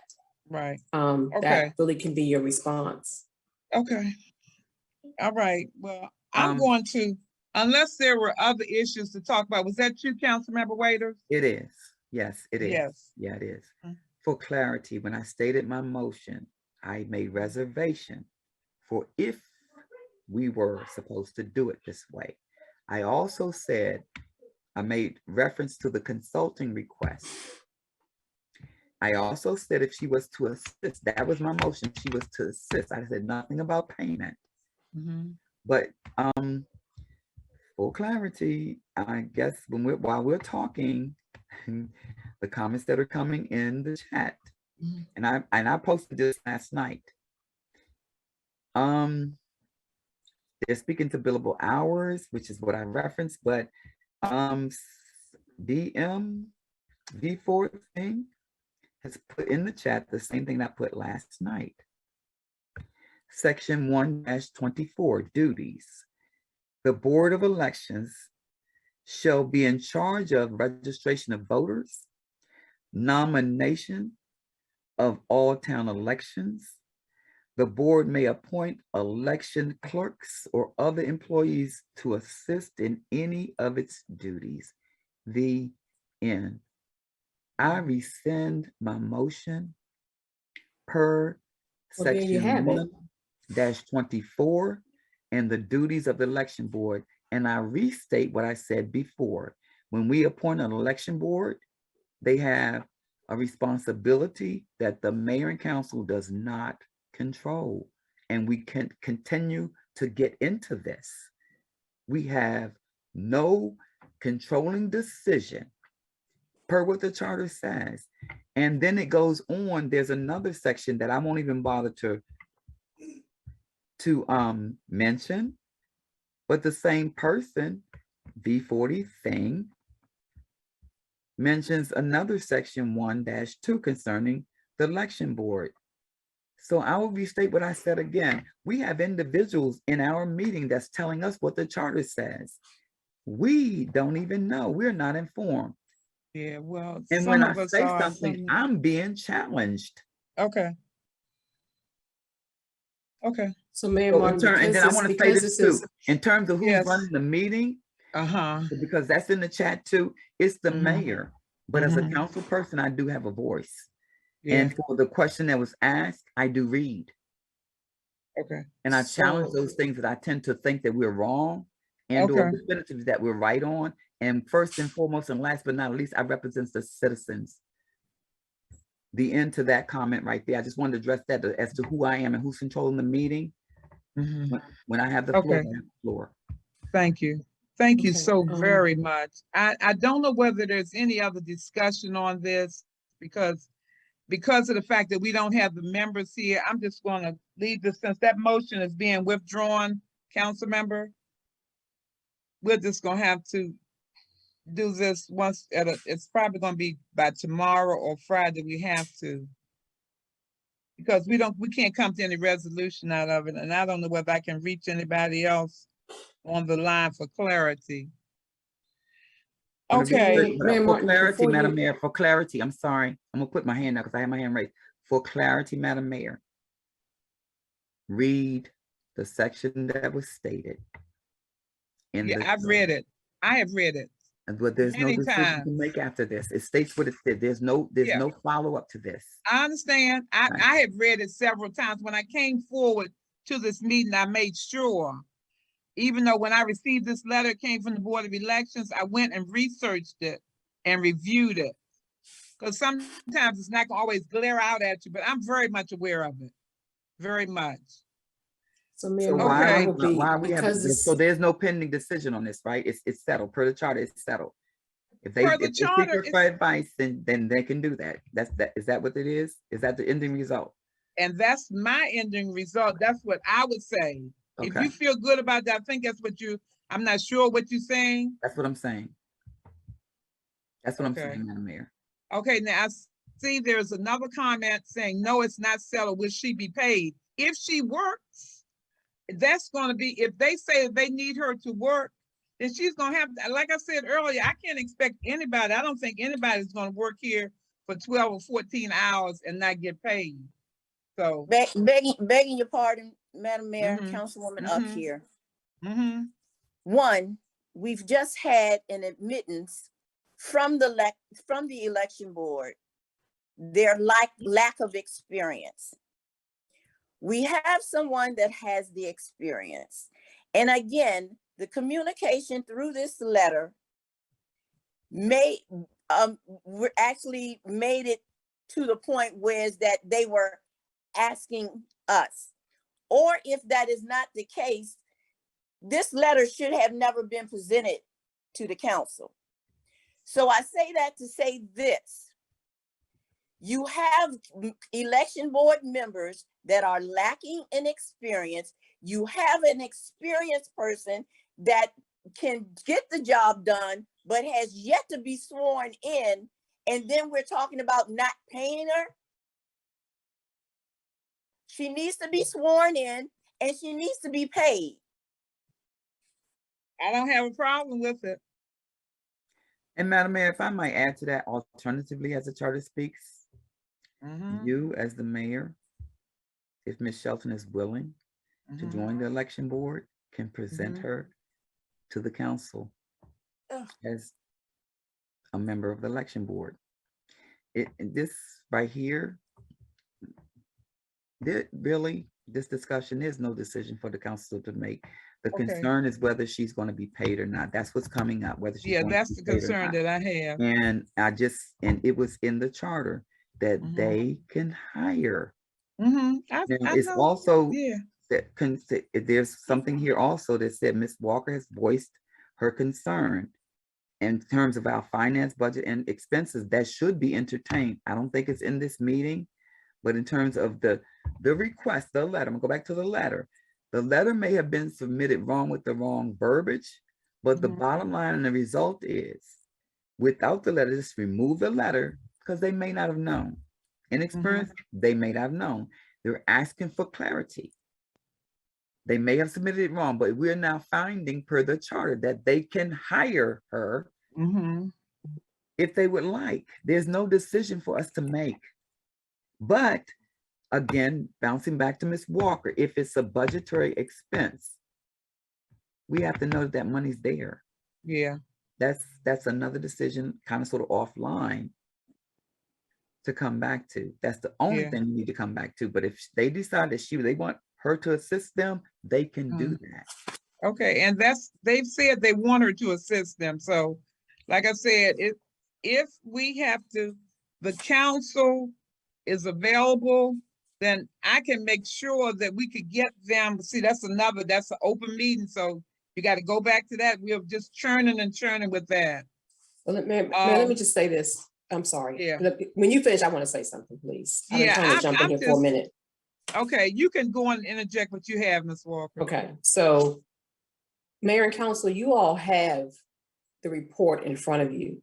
So if you look at line item 5300, election personnel, you all can see that there are available funds still in that line item for this fiscal year. Now, I have no idea how much we're going to end up spending on election personnel because we have this election, then we have the May election. But I don't recall a year that we have spent all of the funds that we have.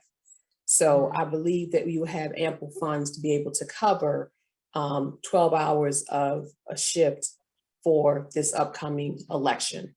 So that's, but I just want to point that out as far as you have the information in front of you because you have the report. So can I just, Mayor, if we're going to move forward, before you go on to Mr. Remings, I know she needs to read a resolution. I just want to answer a question that was asked earlier so that I don't lose sight of this for later. I was asked a question about the police department and the savings. The fiscal year 20 savings for personnel, $32,709. So that means those were funds that we did not spend on personnel in fiscal year 20. In 2021, we did not spend a total of $23,975 in personnel. I was also asked about the farmer's market. Excuse me, we issued a check on August the 11th for $300. They spent $397 at Miller's Farm. We then issued a check on August 25th, again for $300. And they spent a total of $433 between BJ's, Restaurant Depot, and Miller's Farm. And the total funds collected for the entire farmer's market that were turned into the town would be $435. So that's the information that I was asked to provide. I want to make sure I provided it before we got off the call tonight. Thank you, and I'll mute out. Okay. Okay. So, okay, as far as this whole issue about Mrs. Shelton and how we can move, if any other council member that's on the line there has any other suggestions that we can possibly have her, I know the verbiage is not where it's supposed to be. The part about the consultant was the issue of contention, but if we can move forward to even get her sworn in, I could even, on that point, we have to make sure that someone is in place because we don't have an alternate. We only have the 3 members. And we need to make sure that we have that, and we need to have an experienced person that's going to be working with the election on Monday. So, council members? I hate to be the one to always say something, I'm sorry. Okay, The alternate does not stop the election. I know, that's true. Yeah. Okay, well, I'm just saying experienced person. I'm talking about So- experience right now. Yeah, I understand, Madam Mayor. It says that it did 4 members and they should choose among them who the chair would be. But it doesn't say that nothing goes forward because we don't have that 4th person. So, I mean, strategically, I don't know. I just want to correct it with the election. It doesn't mean that the election cannot take place because the majority of the board is still there. Yeah, yeah. Okay, I understand that. So what is the pleasure of the council as far as moving on? Lastly, Madam Mayor, I'm gonna say this. I'm sorry. I'm going to say this because I don't want to keep referring to just the recall. I want to refer to elections, period. Yeah. Fix the process, period, not just the recall. I don't want to focus on the recall. I want to focus on the process, period. Right. Okay. All right, so can we revisit I don't know what day we could do it, you all, so we can get this. I think it's pretty well on headed in the direction, but we need to make sure so that she can have her compensation. I know that's a major concern, major concern. Yes, Mayor. Councilwoman up here, Madam Mayor, I've voiced my concern in reference to that, Okay, and I stand by it. okay, Yes, Mayor. all right. Revisit. Okay, all right. So we're gonna move on. I see a hand, Mrs. Hester. Yes, good evening. How is everyone? Okay, Um, thank you for giving me the opportunity, and I'm not going to take long at all. As you all know, I have been a resident here for, gosh, almost over 20 years at this point. So unfortunately, I don't participate with the town as much as I would like to or as much as I should. And unfortunately, I only attend these meetings when there's a concern that I have. So one of the concerns that I have is the town's method of communication. And I have asked this question over the years, every few years, you know, why is it so difficult to communicate directly with the town? I have heard that, you know, I've even asked, what about your website? And I've heard you all don't get good internet access. It's an old building, it can't get fixed. And so what I see is I get these flyers in my mailbox, and half the time I don't even go to my mailbox. I don't get it. It's rained on, whatever the issue is. So lack of communication seems to be the common theme here when I'm in the meetings and I'm listening. People are just kind of going back and forth. So I'm going to get to my question. I'm trying to get an understanding as to when I send an email, and I will send an email directly to the town, and I will blind copy, add every member of this council, and I don't get a response at all. I have called and I have been to the front desk, and yes, you know, I get the assistance of our town front desk, and I get that, but somehow, some way, you all never seem to respond to any questions. So I have a couple of questions that I'm hoping you all will be able to get back to me by the next meeting, because I'm not understanding your rationale of how you communicate with the community. When it comes to the flyers, I would like, under public access of information, the ability to find out in the last 12 months, how many flyers have you all created and sent out to the community? So by the next meeting, I would like to get an understanding of that number.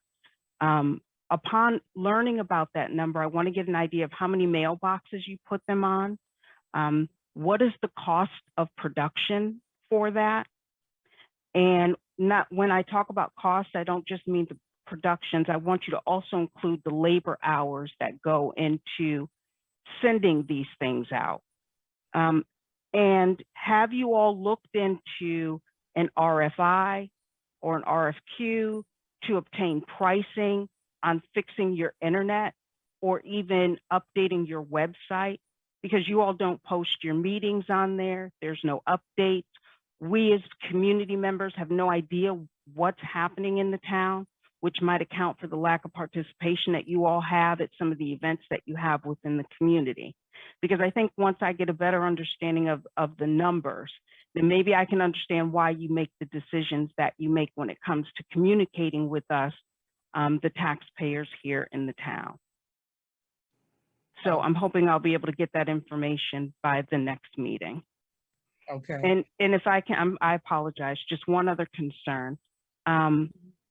Just here on my side of town, I'm wondering if we can get more assistance in cleaning up the dog things where, you know, people place their poop, because there's never any bags in there.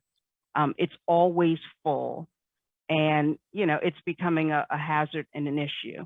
And also, just last thing, for the town police, I have an extreme concern at loose dogs. There's a very, very big black dog that's outside running around. Somebody walks outside. I guess they have electric things on their dogs' necks, but these dogs are huge. We have small dogs in this neighborhood that we all walk with leashes, but we just like some assistance from the police. And that's all I have. If anyone had any questions. Yes, thank you, Mrs. Hester. Is there a possibility that you could send the emails? Because basically, I always answer my email. So I think, do you have my email address? I'm not saying that everybody else is answering, but mine comes to mayor@fairmountheightsmd.gov. Once I get Well, those here, emails, I will answer. yeah, here's what I do, and I will forward them. Here's what I do. Because I don't have an opportunity to reach out to you all, I can only go by the public website, which is what I'm kind of going to when I'm asking you to give me data and statistics. Because I can't understand in this day and age why we are not communicating in a more effective way so that members of this town can provide you with insight and concerns that we have through a method of communication that at this point is just natural. And I think probably of the 20-something people that are on this page, many of us work in an office building. And we are all frowned upon making multiple copies in color. And I'm thinking you all are producing thousands, which could cover the cost of fixing your internet, updating your website, allowing us as a community to come to you with the questions and concerns that we have as citizens. Okay. All right, Mrs. Hester.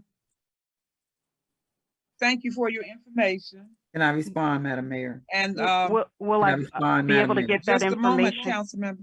Yep. And What was that, the information? yeah, will that be at the next meeting? We'll have that by that time, but if you would send the email in, we could get it to you before the next meeting. Okay. And I'd like that, but I'd also like it at the next meeting because again, it points to, I'm asking a public question and there might be other individuals that might be interested in seeing and hearing those numbers so they can get a better understanding. That's fine. That's fine. We can do it we can review that for the next meeting. And I need to make sure that's included on the agenda so that we can do that. But would you please send the email in to my attention? I will send it to everyone here. Okay, that's fine. Madam Mayor, if I may, All right. two things. One, Sean Michael Wilson is trying to enter the meeting. Mhm. And he just dialed my number, so whoever's hosting the meeting needs to let him in. Yeah, I know he dialed my number also. Now he's going to have to go on the No, the number. he has the contact information. Whoever's hosting needs to let him in. He's in. He's in. Thank Okay. Okay. Okay. All right. So the other All right, thing that I want to, per Ms. Hester's request, Madam Mayor, and I understand that she's going to send the email or request for information, but I do want to say this in all due respect. This is something that I bring up all the time. We have a public relations committee, and that committee is responsible for informing citizens about the town's government and its program using various forms of communication, including news releases, newsletters, flyers, informational brochures, town publications, the website, social network outlets, municipal cable television, and outside advertising, marketing of all town facilities and events. This was presented to the council in 2016. It was a part of the FY17 project priorities that are listed. From that time until now, these committees still exist. The current legislative body, mayor and council, still have these committees in place with the same responsibilities. For public relations, when this body was elected mayor and council in 2019, various different council members are responsible for various different committees. This particular committee, the chair of that committee was former council member Stella Hargrove. Her co-chair, I do believe, Ms. Tucker, you can give me a list if I'm wrong, is council member Glenn Morris. So because Councilmember Hargrove is now gone, usually the format is that if the chair is not there, the co-chair fills in. So these requests that are being asked of us, of the community, should be still provided. Not because she's not here, we can't provide them, but because the co-chair is still here. And this individual is a printing professional. So we keep getting hit with open meetings and all the, I just read the description and the responsibilities. It's a list of them.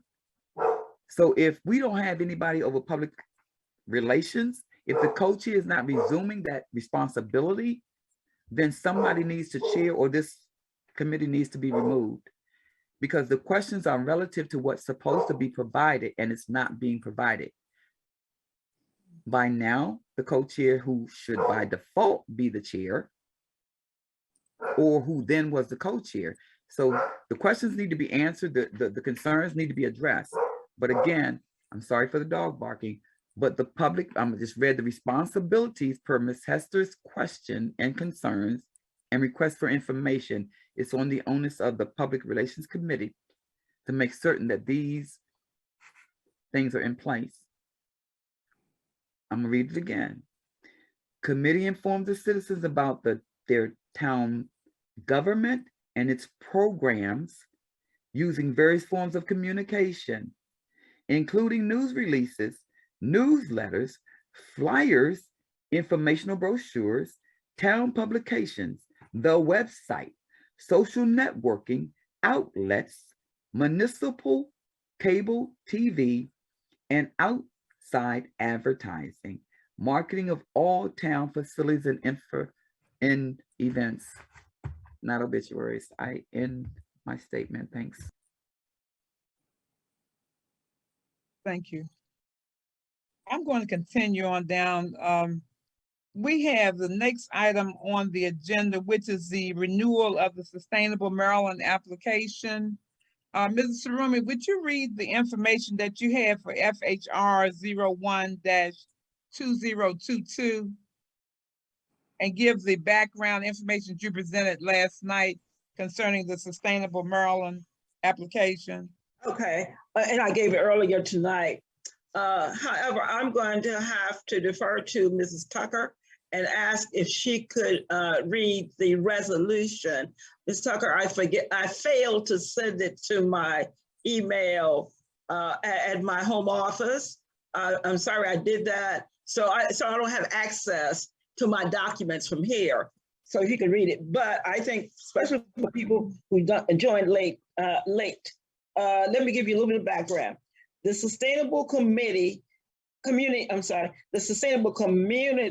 Act of 2012 established a framework for reinvestment and revitalization of Maryland existing communities, creating single, locally designated focus areas.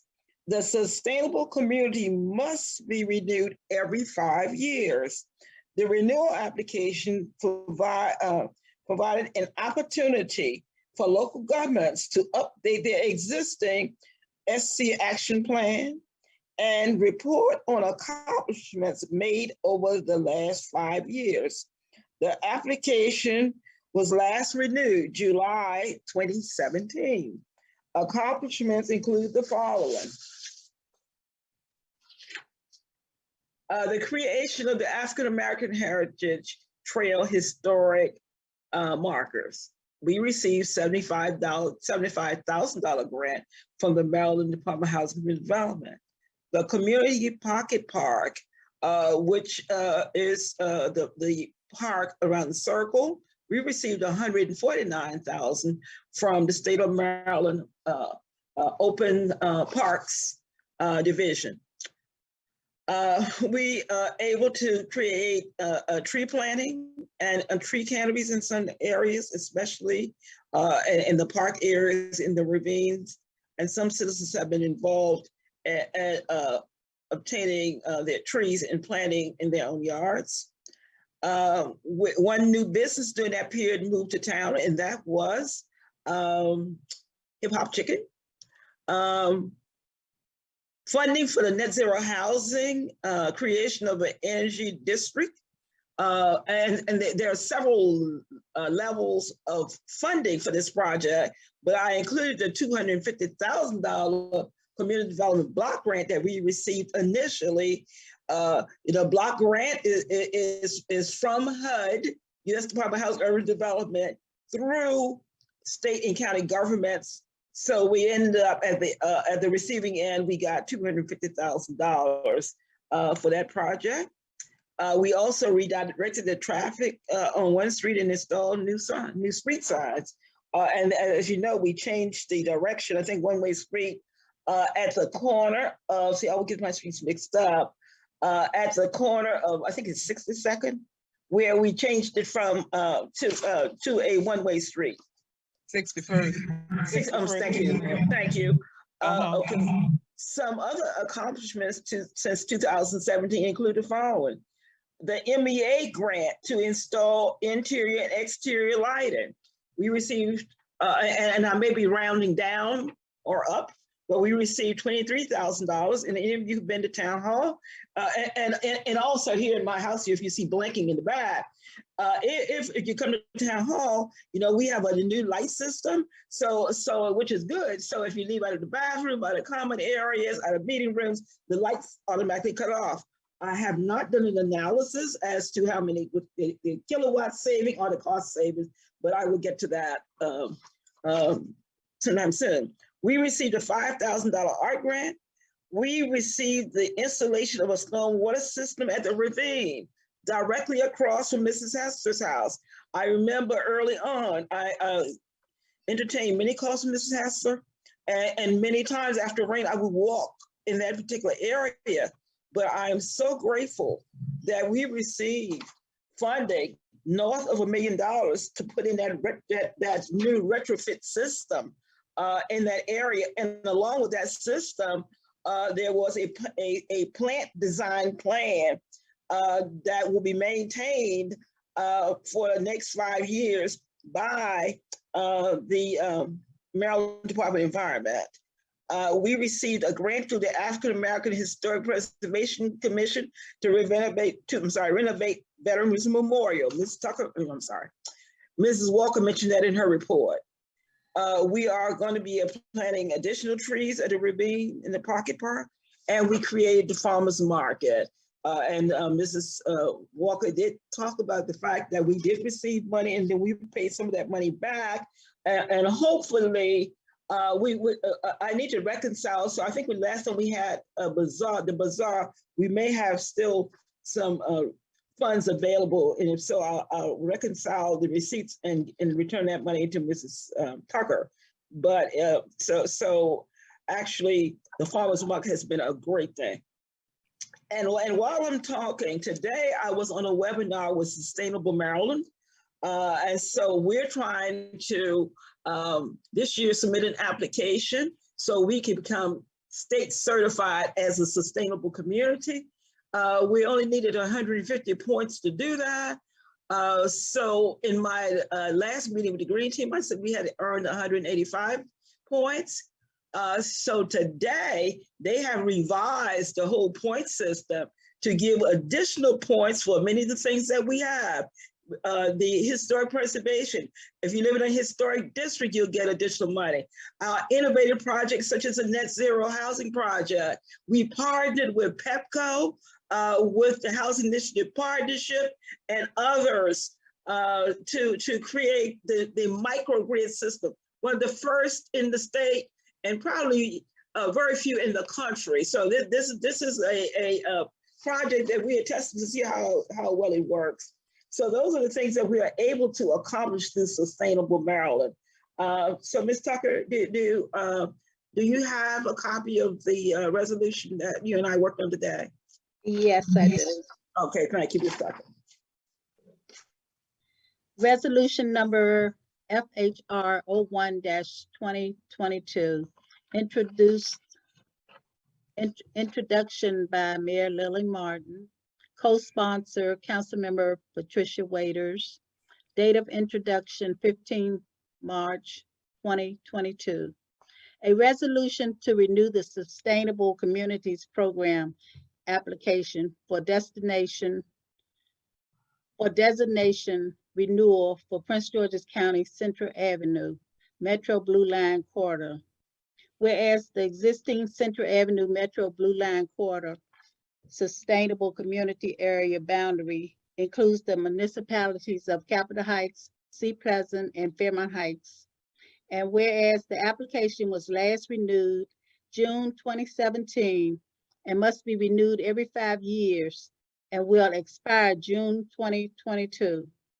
Whereas the ongoing designation as a sustainable community is contingent upon the continuation, expansion, or modification of a multi-year investment strategies that address the following topic areas of environment, economy, transportation, quality of life, and local land use planning.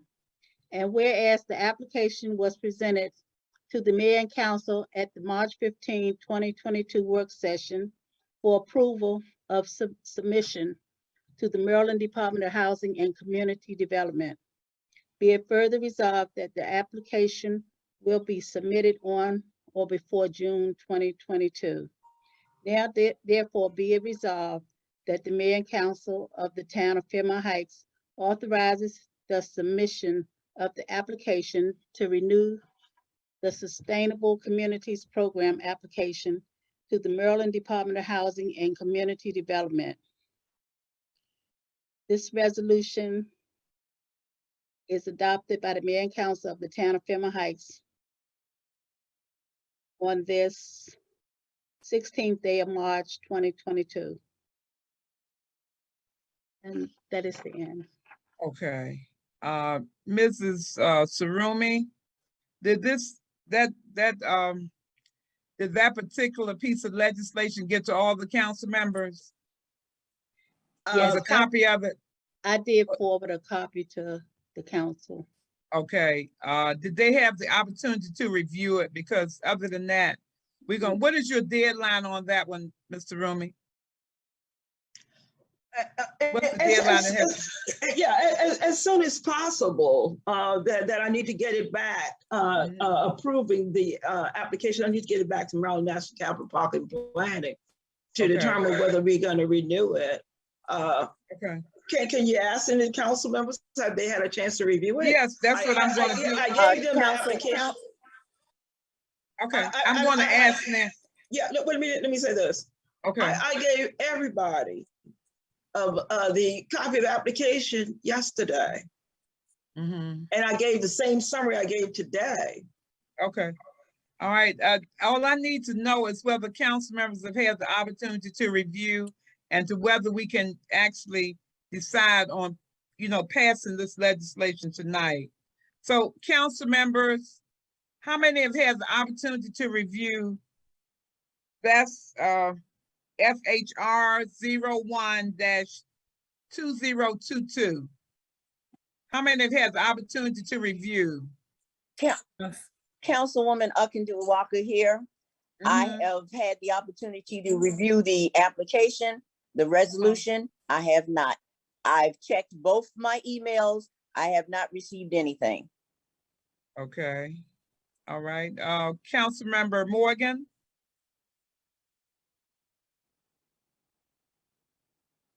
Councilmember Morgan, have you had the opportunity to review?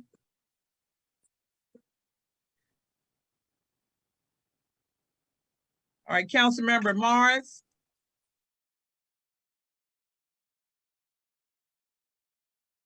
Okay. I've read through it, yes. Okay.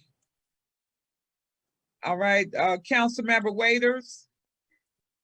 I have, Madam Mayor, and for clarity, Mr. Rumi, did you just not say that you put it in our boxes? I did. Yeah. Did you send an email? Yes. Yeah. So I received it both ways. I did get it hard copy and I had the opportunity to read it. I just want for clarity that she did send it to us electronically in the hard copy. Okay. I did read. Again, for myself, I have the copies of the application that I received with her report in reference to the resolution. I have checked both my emails. I have not received anything. I did not go to the town hall today because we were doing the meeting by Zoom. If it is currently in my box, I will make an effort to make sure that I pick it up tomorrow, and I will have a decision at that time. Okay. Mayor Martin, actually, my comment is from Ms. Tucker. Ms. Tucker, did you have the opportunity to send them a copy of the resolution? To the council, mayor and council? Oh, she's on mute. Oh, she is, okay. Yeah. Oh, Ms. Yes, Tucker? I did. I forwarded to them, and Councilmember Dotson did come into the office. Oh, yeah, so she came in the did office. Yeah. sign. She signed the resolution. Yes, Councilman Dawson came to the office. Okay, so I don't think we have enough participation because Councilmember Dotson is not here, and then we have three people that haven't had the opportunity to review. So, again, Mayor Martin, I've reviewed the application that was in her report. I just not have had opportunity to see the resolution. Okay. I would like to make another comment to mayor and council, and also on behalf of the citizens. This is a lengthy application process, which requires many meetings. And then there's a whole section that's going to include citizen engagement. And you have to bear in mind, I have to submit this in June. So we are already almost to the end of March. So that leaves me April and May and part of June, which I have to also have to submit to the University of Maryland and to the state along the way for review. So I'm asking as soon as possible. And I don't know whether you can serve at a council for a vote or not, but as soon as possible, please let me know, because I will be coming to some of you or most of you in terms of that application to fill in that application. There's some of the things that we're going to be working on that's definitely included in the ARPA funding. We talked about the speed bumps. We talked about safety. We talked about transportation. We always talk about economic community development. These are things that we do on a regular basis. And as I said in my report, it's evident that we're doing it. I mean, the evidence is in the funding and the deliverables. And pretty soon the evidence is going to be, you're going to see some new houses coming up out of the ground. So this is part of what the mayor and council do. With all due respect to you, Mrs. Sarumi, will somebody please mute your system? Councilmember Uck? Again, with all due respect, Mrs. Sarumi, I understand wholeheartedly what you're commenting on. But again, it's been known, it's historical, that certain council members will get certain things and certain council members will not. Now, again, if the resolution is there to be signed, I will make an effort after I leave my job tomorrow to come in and sign it if the building is still open and if it's where I can put my hands on it. Did I get it through the email? I did not. Okay. So can I ask a question per what Councilmember Uck just said? Is that an agreement to sign? You have the information? I have the information, and you're saying if you have the resolution, if it's available for you to sign tomorrow, you will sign it? Absolutely. I've read her report. I've read through her report. I've just not been given or seen the resolution. Okay. Well, Councilman, in all due respect, I certainly want to apologize. I've certainly valued my working relationship with you since I've been there, and it's always been a good and cordial one. But I had asked Mrs. Tucker to send out the emails to the council. because I was having some technical difficulties and being able to send things from my computer. So again, I apologize. And on behalf of Ms. Tucker, we apologize if you didn't get it. No right, worries, no worries at all. Mayor, Okay, I got kicked off, so I'm not sure what happened. I just got Oh, back. okay. in. So yeah, we, I got the resolution today at 4:36. So Okay. when I got home at 5 o'clock, I did read. Mhm. Okay, all right. So are you in agreement with us going on filling out this application so that we could actually have a motion on it and get it ready so that everybody would just come past the building and sign it? Yes. Okay, So, Madam Mayor, I make a motion. okay, I make a motion that we move forward with the application for sustainable per what Mr. Remy has submitted, and or to justify that the council, those that have spoken have said that they had the opportunity to read. And also that Councilmember Walker said that she would come by and sign the resolution. Make a motion that this resolution as presented. okay. Can I get a second on that? Second, Councilwoman Oxtocken. Okay, Excuse me. all right. Are there any questions on the motion? If there are no questions, Madam Secretary, would you please call the roll?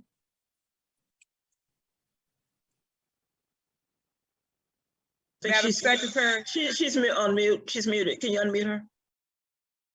Or she has to do this. Okay. Mayor Martin, Aye. Councilmember Waiters, Aye. Councilmember Morgan, Aye. Councilmember Walker, Aye. Councilmember Morris, Aye. Okay.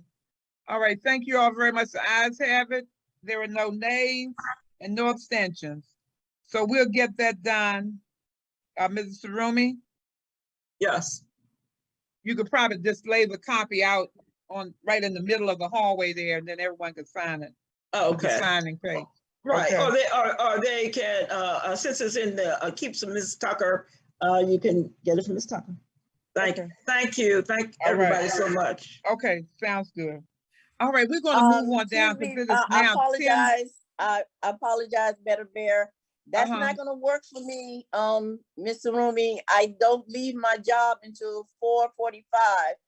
And I'm coming from Crofton. So Mrs. Tucker will probably be gone by that time. So I guess you will have yeah. to leave it out or leave it in our box. Oh, Okay. yeah. Okay. Okay. All right. Thank you. It can be left right on the desk, right in the middle. Right. Okay. Okay. All right, we're gonna move on down. The next item that I have here is the Ocean City reservations. I made the announcement last night that the MML conference is going to be June 12th through the 15th. I did inquire about a hotel. It's called the True Hotel. It's on Coastal Highway in Ocean City. I can't make any concrete reservations because right now we don't know who's going to go and who won't, but we know that there's a deadline. If you all read your materials that came in the mail, there is a deadline as far as registration. So you need to be organizing your paperwork and thinking along those lines. But I wanted to throw that date out, the 12th through the 15th of this year in Ocean City. I had Councilmember Wood Dotson down for special events. She's not on the line. Last night, she talked about the dates for May Day and for a special program that she wants to do on March 26th at the building. So I assume she's going to be putting that information out. I don't know which method she's going to use. I think she did say something about the TV station, the website, and I don't know whether she's going to put it on the flyers that, a flyer, or she's gonna put it on the little poster boards that we have, the 4 poster boards. So she'll have to address that. I'm gonna move on down to the next item, which was the Memorial Day celebration. Councilmember Morgan mentioned that, and she mentioned the, well, her last statement, I didn't know whether she wanted to actually make comments on that now or what. Councilmember Morgan, would you like to talk about it, or would you just rather wait? But you expressed the interest in it. Councilmember Morgan? Okay, she might have got dropped. I forgot to take you off of mute. I think she's mute. Yeah. Okay, I'll wait, Oh, Mayor. she's there. uh-huh.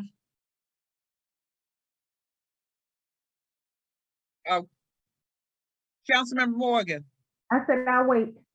Okay, all right, so we'll discuss. I just had it on my list. I just wanted to make sure. Excuse me, Mayor. Okay, Excuse me, Mayor. yes. Yeah, Lieutenant Ivy. Also too, in reference to the Memorial Day and then the Fairmount Day also too, that I'll Right. speak with Ms. Dotson and Miss Morgan as well, Okay, even if she's waiting. All right, thank you so much. okay, all right. Thank you very much.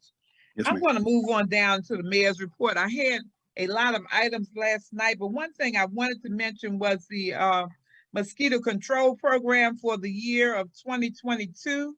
We got a notice saying that the budget is being increased by 15%, and our new total this year will be $1,400.95.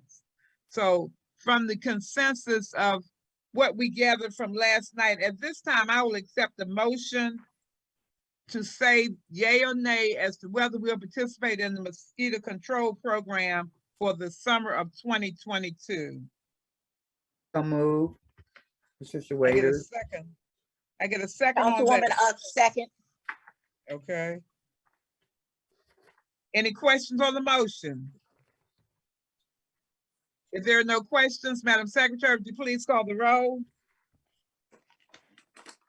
Mayor Martin, Aye. Councilmember Waiters, Aye. Councilmember Walker, Aye. Councilmember Morgan, Aye.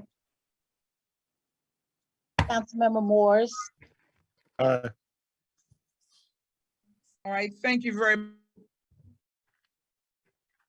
much. The ayes have it. There are no nays and no abstentions. Thank you very much. We'll proceed with sending in the paperwork so that we're a part of that program for 2022. The COVID Mayor Martin, kits. can you put a copy of that once you sign it in my mailbox, please? Yes, I have to. Okay. I have it here in my paperwork. I'll bring it into the building. Okay, Okay, I'll do thank you. that. Yeah. Okay, thanks. Okay. I have the distribution of the COVID-19 kits listed here. Now, as most people know, on the 20th, we coordinated with Latasha and Solid Foundation to do a big project out in the back of the building. We were going to give away kits. We had free testing. She had a food truck out, and they gave away numerous bags. Now, out of the people who came to get kits, only 3 people came and picked up COVID kits. We were expecting more kits to be delivered from the county within the next few weeks. I don't know how we're going to get the kits out. I realize that a lot of people are probably getting kits from the schools and from the libraries and from other distribution centers. But once we get a full supplement of the kits, whereas we could put one in each person's home, we might have to wind up doing that because people are just not coming to pick them up. I don't know whether it's because they figure that the pandemic is over or they're getting them from other venues. But I wanted you all to know that there are more kits coming, and we hope to be able to distribute some more if the desire is there from the community. And we had several of the KN95 masks also. So both of those have been given to us through the county. We're going to pick another time. We can try as soon as we get that second shipment so we can get as many of those out as possible, as many as possible.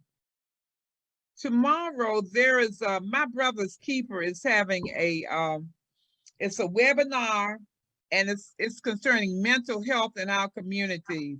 a growing crisis affecting our communities.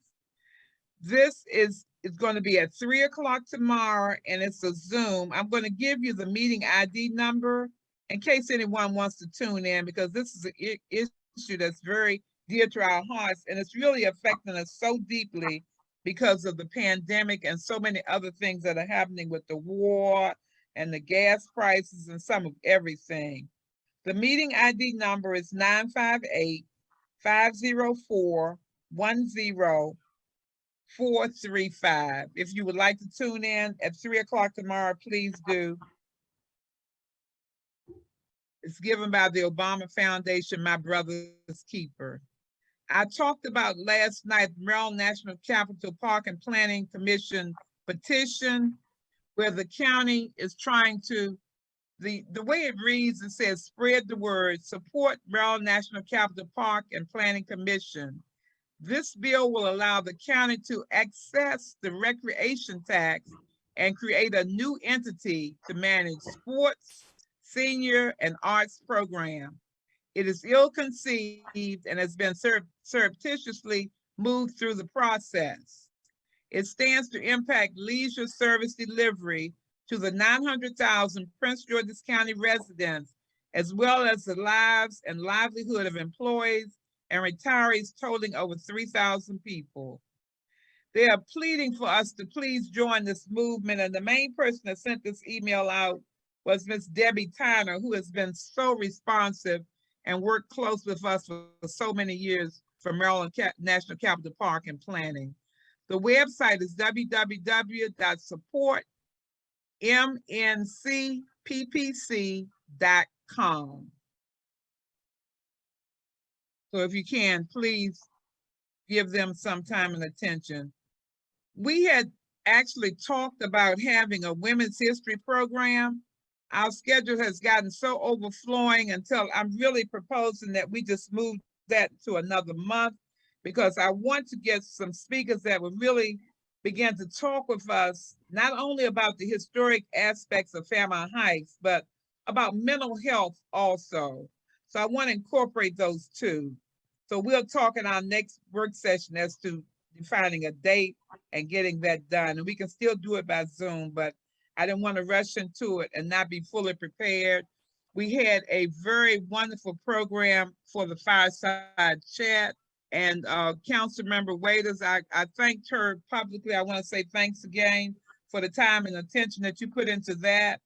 The other people, I ask everyone to come online and just talk about your experiences in the fireside chat. But we will get the opportunity to revisit some of our people couldn't make it, like our older residents, but we hope to pull them in again when we have this Women's Day program. Okay, so that's going to be about it for me because of the time, and we've been on for like 3 hours. So I'm going to move down the council members' report. I'm going to start with, say, Council Member Morris. I'll start with you.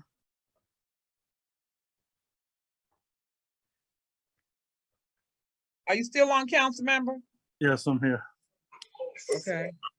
So the only thing I have to report today is, like I did last night, that the gubernatorial election has been moved to July 19th. That's for all the major elections that are going down. Everybody needs to make note of it and do so accordingly. That's all I have for tonight until after this recall election. Okay. All right. Council Member Morgan. As I said last night, WSSC Water Commissioner Scholarship now accepting applications. Applications deadline is the March 31st. Says WSSC Water has launched its 2022 Commissioner's Engineering Scholarship to attract aspiring engineers to careers in the water industry. Scholarship winners receive $2,000 per year and up to $8,000 over the 4 consecutive years. The scholarship is open to students with permanent residency in Prince George's County.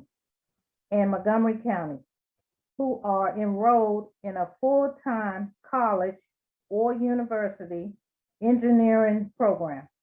High school seniors already accepted into a engineering program are also eligible. The application deadline is Thursday, March 31st, 2022. In addition to an essay, applicants must include an introductory video and proof of residency in WSSC Water Service District.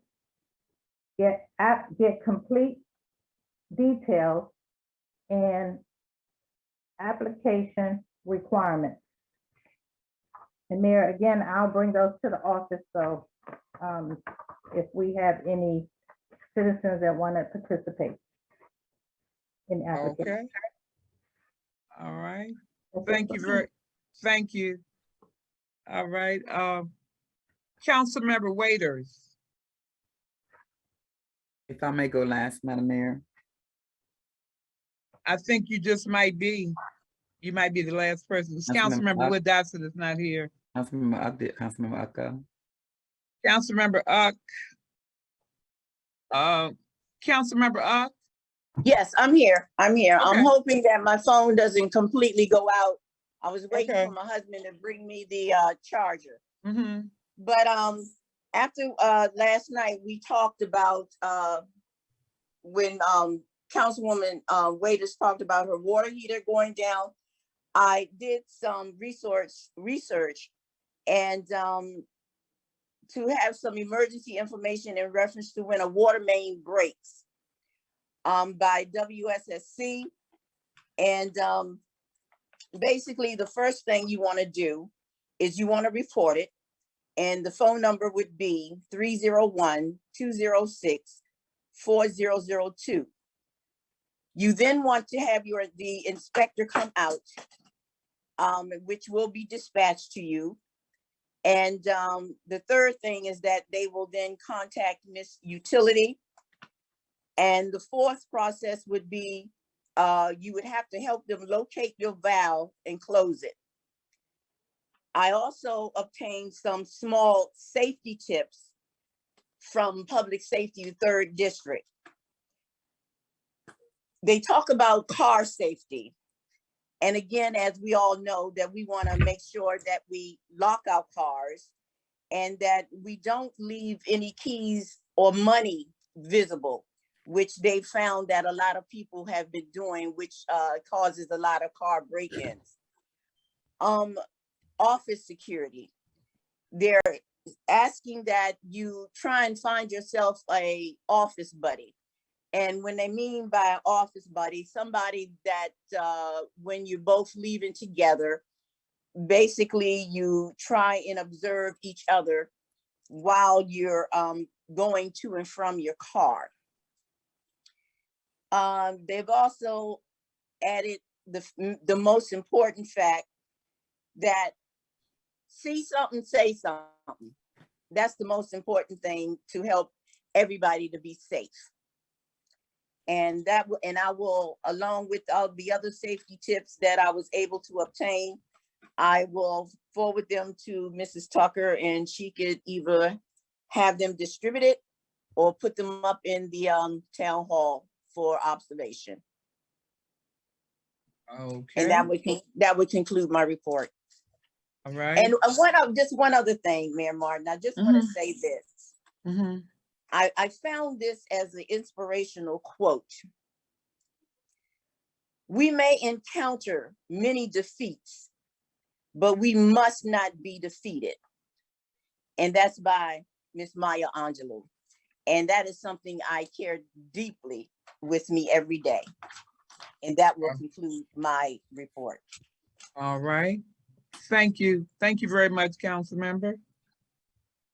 All right, Council Member Waiters. I'm sorry, I muted myself. Okay, I for the length of my report, I'm sorry, Madam Mayor. Thank you so much for granting me the opportunity to go last. Once again and always, a portion of my activities is included in Ms. Sarumi's report, and I don't like to reiterate or repeat the same thing that's already been said and inclusive to that report. The economic development, I will first announce that our meetings take place on the third Thursday of the month at 7, I believe it's 7 o'clock. I will, if I'm wrong, I will correct that. So, you know, and we discussed the economic development of the community. Our focus is on the 4.4 acres and Main Street of the town of Fairmount Heights, Main Street being Sheriff Road from Eastern Avenue to Addison, 4.4 being the property where the former Fairmount Gardens or Fairmount Apartments used to sit. The security right now, the number one focus is securing that property because of the current dumping, and that would have been included in Mr. Pinckney's report. So I'll move from that because it's a large discussion. In terms of youth employment, I'm sorry, go back. I'm get off of youth employment form, but inclusive to economic development. We are if economic development inclusive to green team would like to schedule cleanup, which is a normal activity in the community. However, we want to make inclusive to the green team in our efforts to include a community yard sale. And that's to eliminate the items that are going to the dump, which is going to limit which is going to lower, that's the word, lower, sorry, our cost for dumping. At the same time, we are trying to get individuals to recycle and or just a project to upgrade, recycle the items that they're trying to get rid of. And now's the perfect time to do it because we're moving from winter, cold months to summer, and each of us individually and collectively as households are cleaning up. In terms of youth employment, Ms. Rumi has already talked about that, but with that conversation, I would like to include that we received a grant for $5,000. Inclusive to that is administrative costs that we should need administrator to implement any activities, but we wanted to focus on the utility boxes and the curbside appeal. And I've suggested, and I am suggesting that either the youth employment or the youth in the community, external to community, be included as a project and to deliver that project in terms of an activity or project for them to paint because it's related to art. So that is the only part that I want to include in the youth employment and or youth concerning that grant.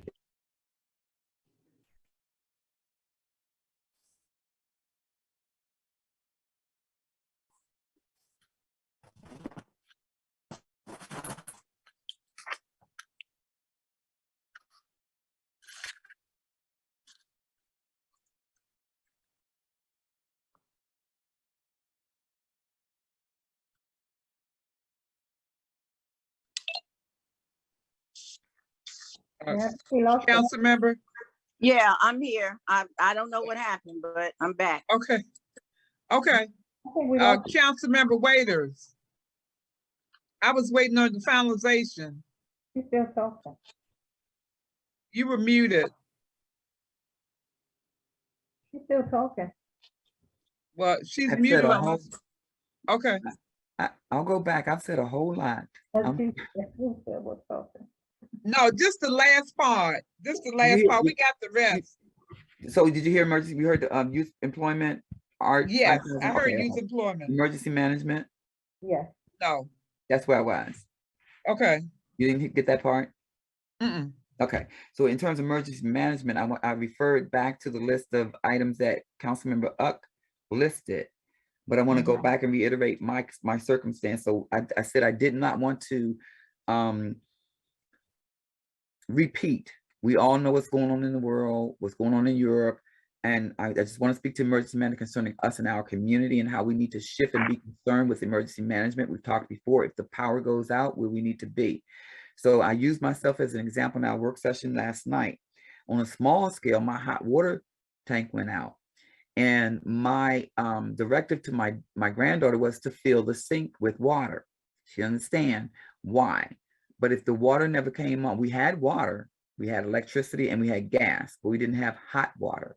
So the shift in emergency was to make water available for us to be able to heat, because I had to go to work and they have to go to school the next day. So it's just shifting in another position to be able to manage the emergency. So having said that, in my situation, and I got that directive from a pamphlet that was in, I need to mute. I'm sorry. I got that information from a pamphlet that was available in the town hall for emergency management. That's how I knew what to do.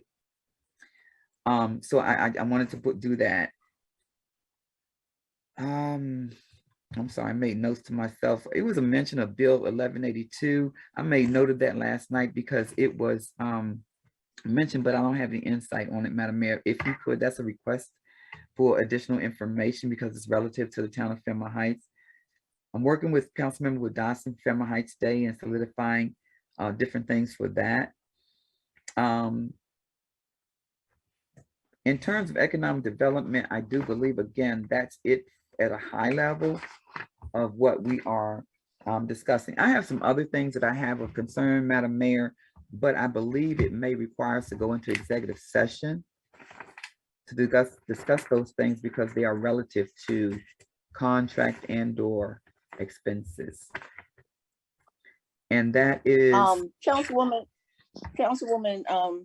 Waiters, can I just ask one question? When you were talking about cleanup, had you ever considered probably doing some type of contest for the town for the best backyard, the best front yard? Maybe give the citizens a little bit more incentive to go that little extra mile in reference to cleaning up. I hadn't. Just a suggestion. I'm sorry, I can't hear you. I was waiting for you to finish. Okay, I'm done. Okay. No, I hadn't, because that has been a past effort of yours and Councilmember Wood Dodson's. And my cleanup effort is the recycling process of used furniture or things that people would send to the dump.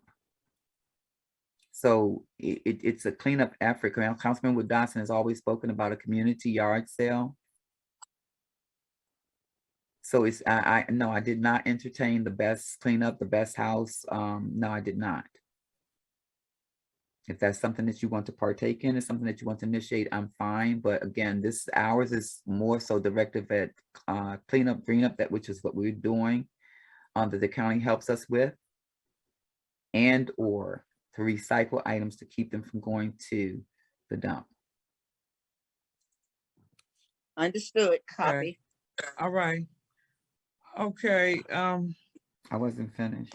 No, I'm just asking. I was just about to ask where you finished, council member. Yeah, because the last thing I said, and I'll entertain questions, but I was saying that the other things that I have to discuss, I'm not sure, but I believe they are relative to, it would require executive session. I will make mention of the concerns because it had been reported in public that we did receive information concerning the 85th anniversary. And a lot of the things that were in the package, the purchases and or transactions are far beyond what we agreed upon. So don't know whether it's executive session, but because it's contractual, I do believe it is. So I'll take it off the table for right now. But I am before the mayor, council, and the citizens saying that the packet that I received in my box about the 85th anniversary was an awareness for me. It's a lot of information in this packet that I did not know of, was not aware of. And I do have concerns. Okay. All right.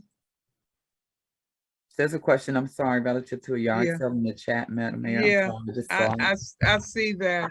The first, it wasn't actually the first yard sale. We've done some yard sales throughout a long time ago, but as far as the success of it, you're gonna have to check with Councilmember Wood Dodson. He was the one that did those. I think it was 2 yard sales that she did. I was Yeah. about to put information in there, but I think it was a couple of yard sales that she did. And as far as the success of it, you know, you can always check with her. And that's V. That's who I'm responding to. Okay, was that the end of your report, council member? Yeah, it is. And again, for clarity in terms of we're not, it's not specifically a yard sale. For clarity, it's bigger than that. We're trying to keep the information, trying to keep the items that are recyclable or refurbished, or an effort to, some people do this to keep things from going, to eliminate the cost that we're paying to go to the dump. So it's not just a yard sale, it's an effort for green initiative. And this relates to the sustainability, the resolution we just passed, us being a green community, sustainability, that's our efforts. So it's greater than a yard sale. Okay. All right. All right, so was that the finalization of yours? Yes, ma'am, I think so. Okay. All right, thank you. We're going to move down to public participation, and I'm going to ask everyone to please be cordial to one another. If you have a question that has not been put in the chat, or something that you would like to make a comment for the good of the organization, would you do so at this time? You can unmute yourself and start.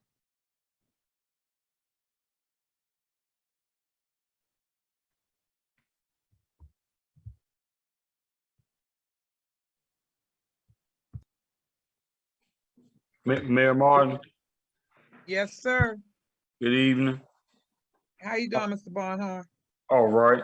I just wanted to ask a couple of questions to Ms. Arumi about the net zero homes, and where we at with HIP about making the preparations of once they start breaking ground, as far as the vehicle park, the workers, where they're gonna be parking at, the timeline when they're going to be working, as far as Monday through Friday, Monday through Sunday, the hours they're going to be working, those kind of things like that. I know that some people might say that might be a little bit too far ahead, but we want to kind of get an idea of Be off what me in a minute. I'm still not on. Okay.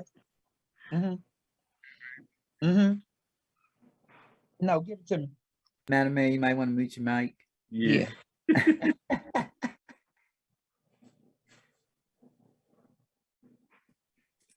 What y'all doing?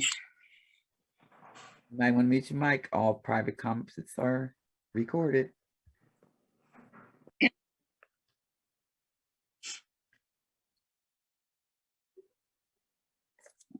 Madam Mayor? I'm back. I had to get off for a moment. It was an emergency. Okay, so I heard Mr. Barnhart talking, but is that Mr. Barnhart? You can continue. I had to get off for a moment. It was an emergency. I understand, Mayor. No, the question was just getting the specifics of when HIP is going to start the project on the net zero homes, of the scheduling of what time they're going to be building, and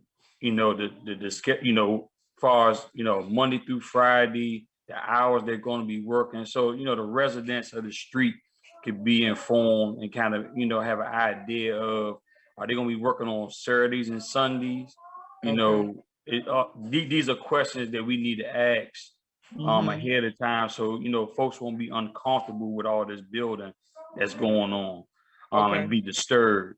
Also, the other thing was about the parking, as far as where the workers are going to be parking at, how they're going to assign parking, or if they're going to close all certain parts of the street, or just kind of get things planned about this project. This is a big project in the town. To go ahead and make sure that we have some clarity on how they're going to go ahead and perform. That the way they're going to set up the building. Yeah. And the other thing is, and I don't mean to throw fuel on the fire, if you would say, but I do want to make a comment about what was said last night, and I ain't trying to beat a dead horse neither, but I just feel like this, as people, and as adults, we should respect one another at all times. And I understand that some people don't have a liking for other people, but when you're in certain positions, especially higher positions as council members and mayors or delegates, presidents, you know, on and on and on, it's a certain standard of conduct that you should have to uphold when you're dealing with citizens, especially tax-paying citizens that pay you for you doing what you're doing, the people that put you in these seats. And the comment that was made last night was very, very disrespectful. I understand the councilwoman is standing by what she said. So I just want to make sure that, you know, this is recorded and this is documented, that the comment that Councilwoman made last night about Miss Sylvia Safax being racist in a Black community, that right there was very appalling. And I think that it does deserve an apology, but that's okay though. It's okay. That right there is not needed, because that's the reason why certain things has to transpire for this town to change. People should be respected. People should be treated with respect at all times, no matter what you might feel about that person. If you have an issue with that person, you do that in the street somewhere, but not in front of other citizens, and not on these phone calls and on these conference calls. You just don't do things like that. It's not professional. So that's all I had to say. Thank you. Okay. All right. Am I allowed to respond? Would you like a response? No, Am I allowed to Council- respond? no, man. I don't need a response. Thank you. Okay, Okay. all Okay. right. Okay, thank you, Mr. Barnhart. Were there any other citizens online that have not had the opportunity to say something for the good of the organization? Madam Mayor, Councilwoman Yes, Up, council member, and yes. I would like to speak as a citizen of Fairmount Heights. And I would like for it to be known that we are now becoming a multicultural community. And just as Mr. Barnhart stated, we all need to be respected. He didn't need a response, Madam Mayor. No, I wasn't responding. I Yeah. was making a comment as a citizen Yeah, of Fairmount Heights. basically Thank responded. you. Okay. All right. Okay, well, thanks for everyone. I really, at this time, I think everyone has had, Actually, the if you had anything citizens else have for the had. good of the good of the organization, Madam Mayor, if that question is still on the table, I'd like to respond. Did you have something for the good of the organization, council I member? did for the good of the organization. So, Madam Mayor, and this is, I'm asking for point of public privilege. In our last meeting, my concern was that I did not receive, in response to the recall, the decision for those that were required to whether part of recall to step down, and decision to do so. And my concern was that I had not received a copy of the letter. That letter was in my box, and I do realize that I did not receive a copy because the letters that were submitted in response to not stepping down were not addressed to me, but they were addressed to the attorney, they were addressed to you, and they were addressed to the chair. And I thought it was supposed to come to the council, but the decision was just merely that either you were or were not going to step down. With at least two of the letters, there was justification as to why these individuals were not going to step down. And that kind of sort of defense, that's personal. We just needed to know whether these individuals were going to step down. But my concern is that each time something comes up, my name definitively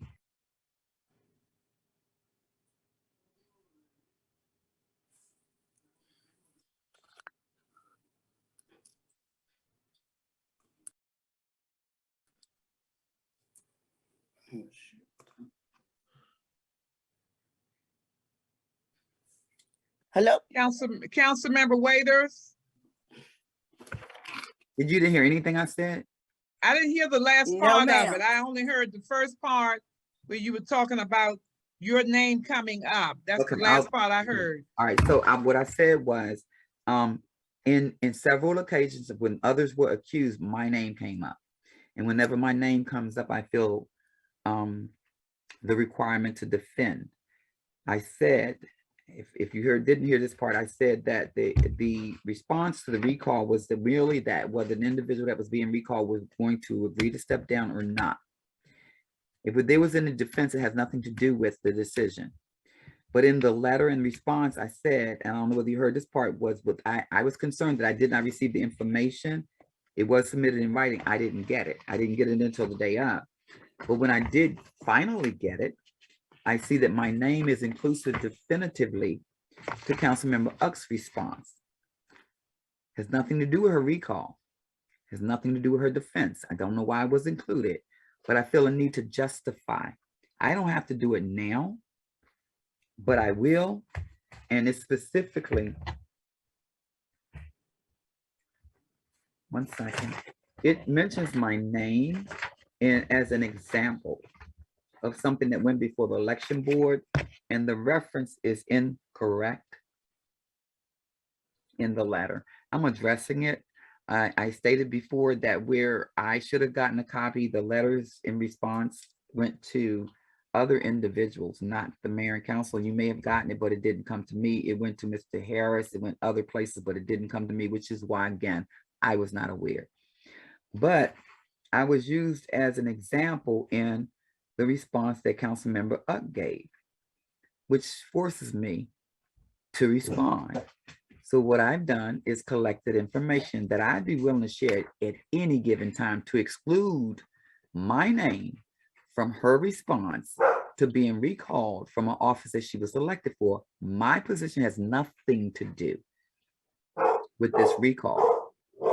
And I don't want to be included definitively in a letter that says that she's made a decision not to be recalled. I don't want to have my name included in any of this because I'm going to respond definitively. I do have information that I can respond to in terms of something that she wrote. I have documentation.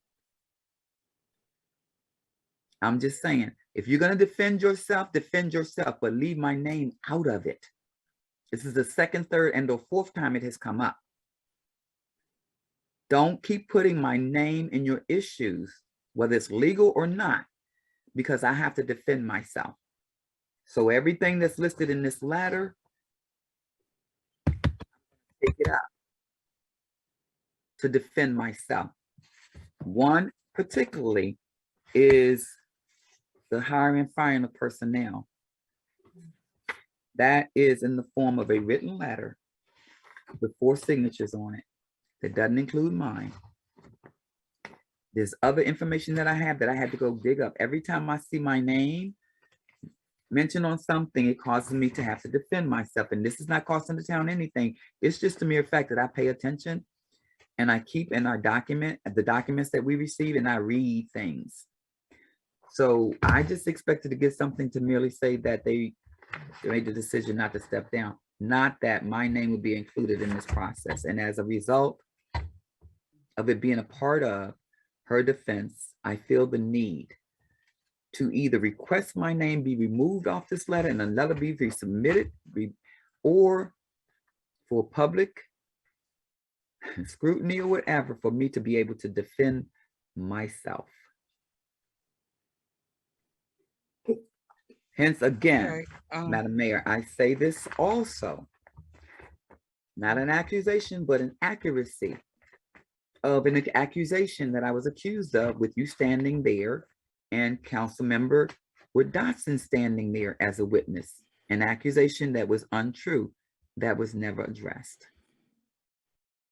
Okay. I'm just saying that we have so many issues. Take my name out of your defense. I have nothing to do with it. Stop. Yeah. Okay. All right. So it's in the record, council member. It's being recorded. So I don't know what, how else you want to resolve it. And there's a message that's come in the chat box. Couldn't this have been addressed with Councilmember Uck versus in a town meeting? It could have, and I'll respond to that. It could have. And I have Uh-huh. tried that for over Okay. 2 years. I have tried that and Okay, been rejected. okay, Again, my name is included in different things when it comes to various different things. It's an accusation made against me that is untrue. The accusation has been made in a public meeting. This accusation has been made on a document that was submitted, so it is public.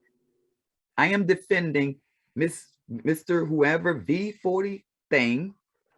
I'm defending myself. That's why I'm so outspoken, because of the things that I've been accused of that are false. So okay. with this, again, lastly, to say that you're not going to step down, yes or no? But my name being included on your justification, no, don't do that. Don't do that, because you made this public. This is public. Right. So Okay. because it's public, V4030, because it was Mhm. public and put in my mailbox, it's public. So I'm addressing it before you because my image is before you. Well, it's being recorded and everything. Thank you, council member. Is that it for you? It is. Yes, thank you. I see two hands, and then I'm going to really accept the motion for adjournment. I see Mrs. White's information, her hand is up, and Sean Michael Wilson. If you all would please, so we can, because we've been on here for just about going into 4 hours. Yeah. Good evening, Mayor. I am exhausted. Only question I have, when we have a further meeting about this $3,850, it's been a big concern of mine for a long time. I do not like anyone taking anything from me. I would like to get this addressed. The Citizens Association had tons of proof for a long time. And we need to have a special meeting on this where we can try to get our money back. Okay, That's all I Ms. have to White. say. Okay. I think Ms. Walker, I don't know whether she's still on, but I know she had said earlier, that was the reason why yesterday when I presented her information, I left out the other part about the anniversary, because I said she would be here tonight and she could address that. Now, as to whether, I don't know where we're going to get information. I don't know how this would be, how you're going to proceed with this. I really can't tell. But we have lots of information. If companies don't exist that you claim you gave money to and they've never existed, what do you do? Okay. See legally. Yep. What do you do? Yeah, I get, like I said, if that's all that she has, and I know I don't have anything, I don't have any information on it, other than I So came to Mayor a couple Martin, I'm meetings. still I saw that my here. name was there. Mayor Yeah. Martin, Okay. I'm still here. I Mhm. provided the information that was requested. Ms. Wood Dotson asked for the payments. So I provided the payments that were made to the Camelot. I provided the documentation for the refund that came from the Camelot. I also provided the documentation for the $3,850 that was reimbursed to Ms. Hargrove. And then additional information that I had, because Ms. Wood Dotson had mentioned the items that were completed. So those were the copies. As I said in my earlier response, I have no problems having a meeting to review the information that I have. My only request is that the mayor and council be present at that meeting, because you all had a meeting with the attorney in reference to this as well. So I have no problems having a meeting. I have no problems going through that information, which is why I gave it to everyone, so everyone would have the same documentation. So I have no problems doing that. Okay, that's great. I would love Okay. for the mayor and council to be there. They all should see and hear this. Thank Okay. you. You're welcome. Thanks, Ms. White. Okay. All right. Madam Mayor, I would ask that it per Ms. Joyce White's concern and or mine, again, I don't know executive session now, but I would like to move forward with legal sufficiency and or advice concerning this, because we did go before the attorney, but that was for the reimbursement. Again, with this packet, I'm now seeing what we paid for, and it's not justifiable. So I. When I you say, when you understand say what you paid for, I gave you the documentation for the, I didn't mean to cut you off, I'm sorry. I gave you the receipts for the reimbursement. And then I also provided the samples of whatever the committee, whatever document, whatever items the committee was working on. So the tickets and the brochures and the save the date cards and what have you. But again, I have no problem sitting down, going through these items with you guys, showing you guys all the information that I have. I provided the sign-in sheets. I provided the who got the tickets and what have you, because whatever information I had, that's what I gave you. So Right. is it more than what you asked for? It is, but I didn't want to have to go back through. You've seen my office. Once I dug through boxes, I wasn't going back through boxes again. So I made copies of everything that I had. Okay. Yeah, Ms. Walker, that's not what I'm saying. The reimbursement, I get that part. What I'm saying is the breakdown of the expenses I just saw for the first time. This has nothing to do with you in terms of finances for me. It's the transactions that they're questioning that we cannot answer, that I now see that I have questions about, and you may not be able to answer them. And I'm gonna say that because, and that's to that. But there's a comment in the chat about, here we go again. And this is why I'm adamant about resolving it across the board. I said before, don't attack one person or one process. We process and procedures, create processes and procedures, because we seem to go after one or two people, but not all. So there's a comment in the chat that keeps coming back about Councilmember Wood Dotson. That's been in a meeting. It's been discussed. It's been resolved. It keeps coming back up like, go get her, go get her. But now I'm asking, we seem to try to dismiss this right here. There's no concern. This has nothing to do with you, Ms. Walker. I'm talking about the content of this package and the extent of the expenses that never came before the council. Again, I don't want to go before this, but this V40 thing is asking questions that I think I need to answer. So in this packet is transactions that cost the town of Fairmount Heights and the citizens. They've been asking questions about town taxpayer dollars. The 6,000, yeah, we knew about that. But these itemized expenses is what I am questioning. I think some others are questioning. Again, in this packet is more than I have seen. Again, and lastly, Councilmember Wood Dotson's name keeps coming up. My name keeps coming up. But when it comes to others, nothing comes up, nothing's done, votes, whatever. It's not right for it to be some and not all, or just deal with something across the board, period. Don't be selective. Deal with it, period. Okay, because the same time you asked them about a stipend, there was an increase in term. We don't address the increase in term that might have been wrong. We don't address that. We address things selectively. So now I'm gonna say this, because this has been a concern that has not come in the chat yet. We got individuals that don't have a report that collect a check every month is getting paid for nothing. And why does that not come up? It doesn't. It doesn't. What's the difference? There is no difference. So you don't get a report, you don't get an activity from an elected official. They say no report and you're satisfied. But someone that gives a report, or somebody's doing something, or someone's compassionate about the community, you attack them. Why do we selectively point at? People want to know why these subjects are coming up in a town meeting, because they need to be had. We address some things, we don't address others. Who's in charge of the meeting? The mayor is, but the mayor's one vote. Yeah. Read the charter. I get tired of being shut down and accused of my name coming up with something that it does nothing to do with.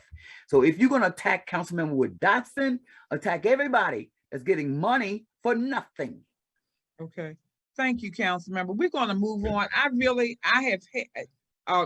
the last person, Mr. Wilson, do you have just a minute? Give us a minute, and I'm definitely going to call for adjournment. Yes, I'm going to call for adjournment. Good evening, Mayor Martin and the members of the Fairmount Heights Council and executive staff. As you may or may not be aware, I am a representative of the municipal liaison and special assistant to chief of staff for 60 Attorney Aisha Braveboy. Our office attended a meeting not too long ago in regards to the 62nd Avenue property that's been a nuisance to the community. I sent over an email to the town administration on the 7th, and also CC'd the chief of our special prosecutions unit, Franklin Shelton, who also signed an attorney. We have not received any files as of yet from the town, and we're still waiting for you to send over proper paperwork so we can proceed accordingly. Okay. That was one thing I want to address. And also, secondly, as we know, I am a candidate for the school board. I have been around Fairmount Heights, and I must say that the town is definitely changing. It's so many new people, and as I said before, that the town is becoming more diversified, and it's becoming multicultural. Thank One you. thing, as I walk around the town and talk to many of your residents there, they hear, a lot of your new residents hear about the dysfunction that's going on here at the town hall. And I must say that you guys have so much promise being a historic Black African-American community. So much rich history lies here. And there's so much that you can do, definitely with the new funds that's been available, made to you, as far as making sure people are sustained in their homes. You have an opportunity to probably create a revolving loan fund to bring in new people, for people who live there their entire lives but actually become homeowners there. You have so much promise, but you have to be able to work together, put aside personalities and put aside feelings and focus on facts. And I'm rooting for each and every one of you, but I'm definitely asking that you come together, find it within yourselves to come up with a good plan for your town to help move your town forward, because the citizens are counting on you. That's what they voted for you for. And I hope that we can work together as one elected school board member for us to take our town forward. We can go on a journey alone, but we can accomplish and go far together. That's it. Thank you. Thank you so much. I want to thank everybody because I feel like really we have exhausted our time. At this time, I'm going to call for a motion for adjournment. Thanks to everyone who was on the line, the people who spoke, the people that were in the chat. I want to say thanks to everybody. I will entertain a motion for adjournment. So moved. I get a second on that. Councilwoman Up, second. All in favor? Aye. Let me hear the rest of the council members. We're about to close out. All in favor? Aye. Okay. All right. Thank you all very much and have a wonderful night. And may the peace of God be with you always. And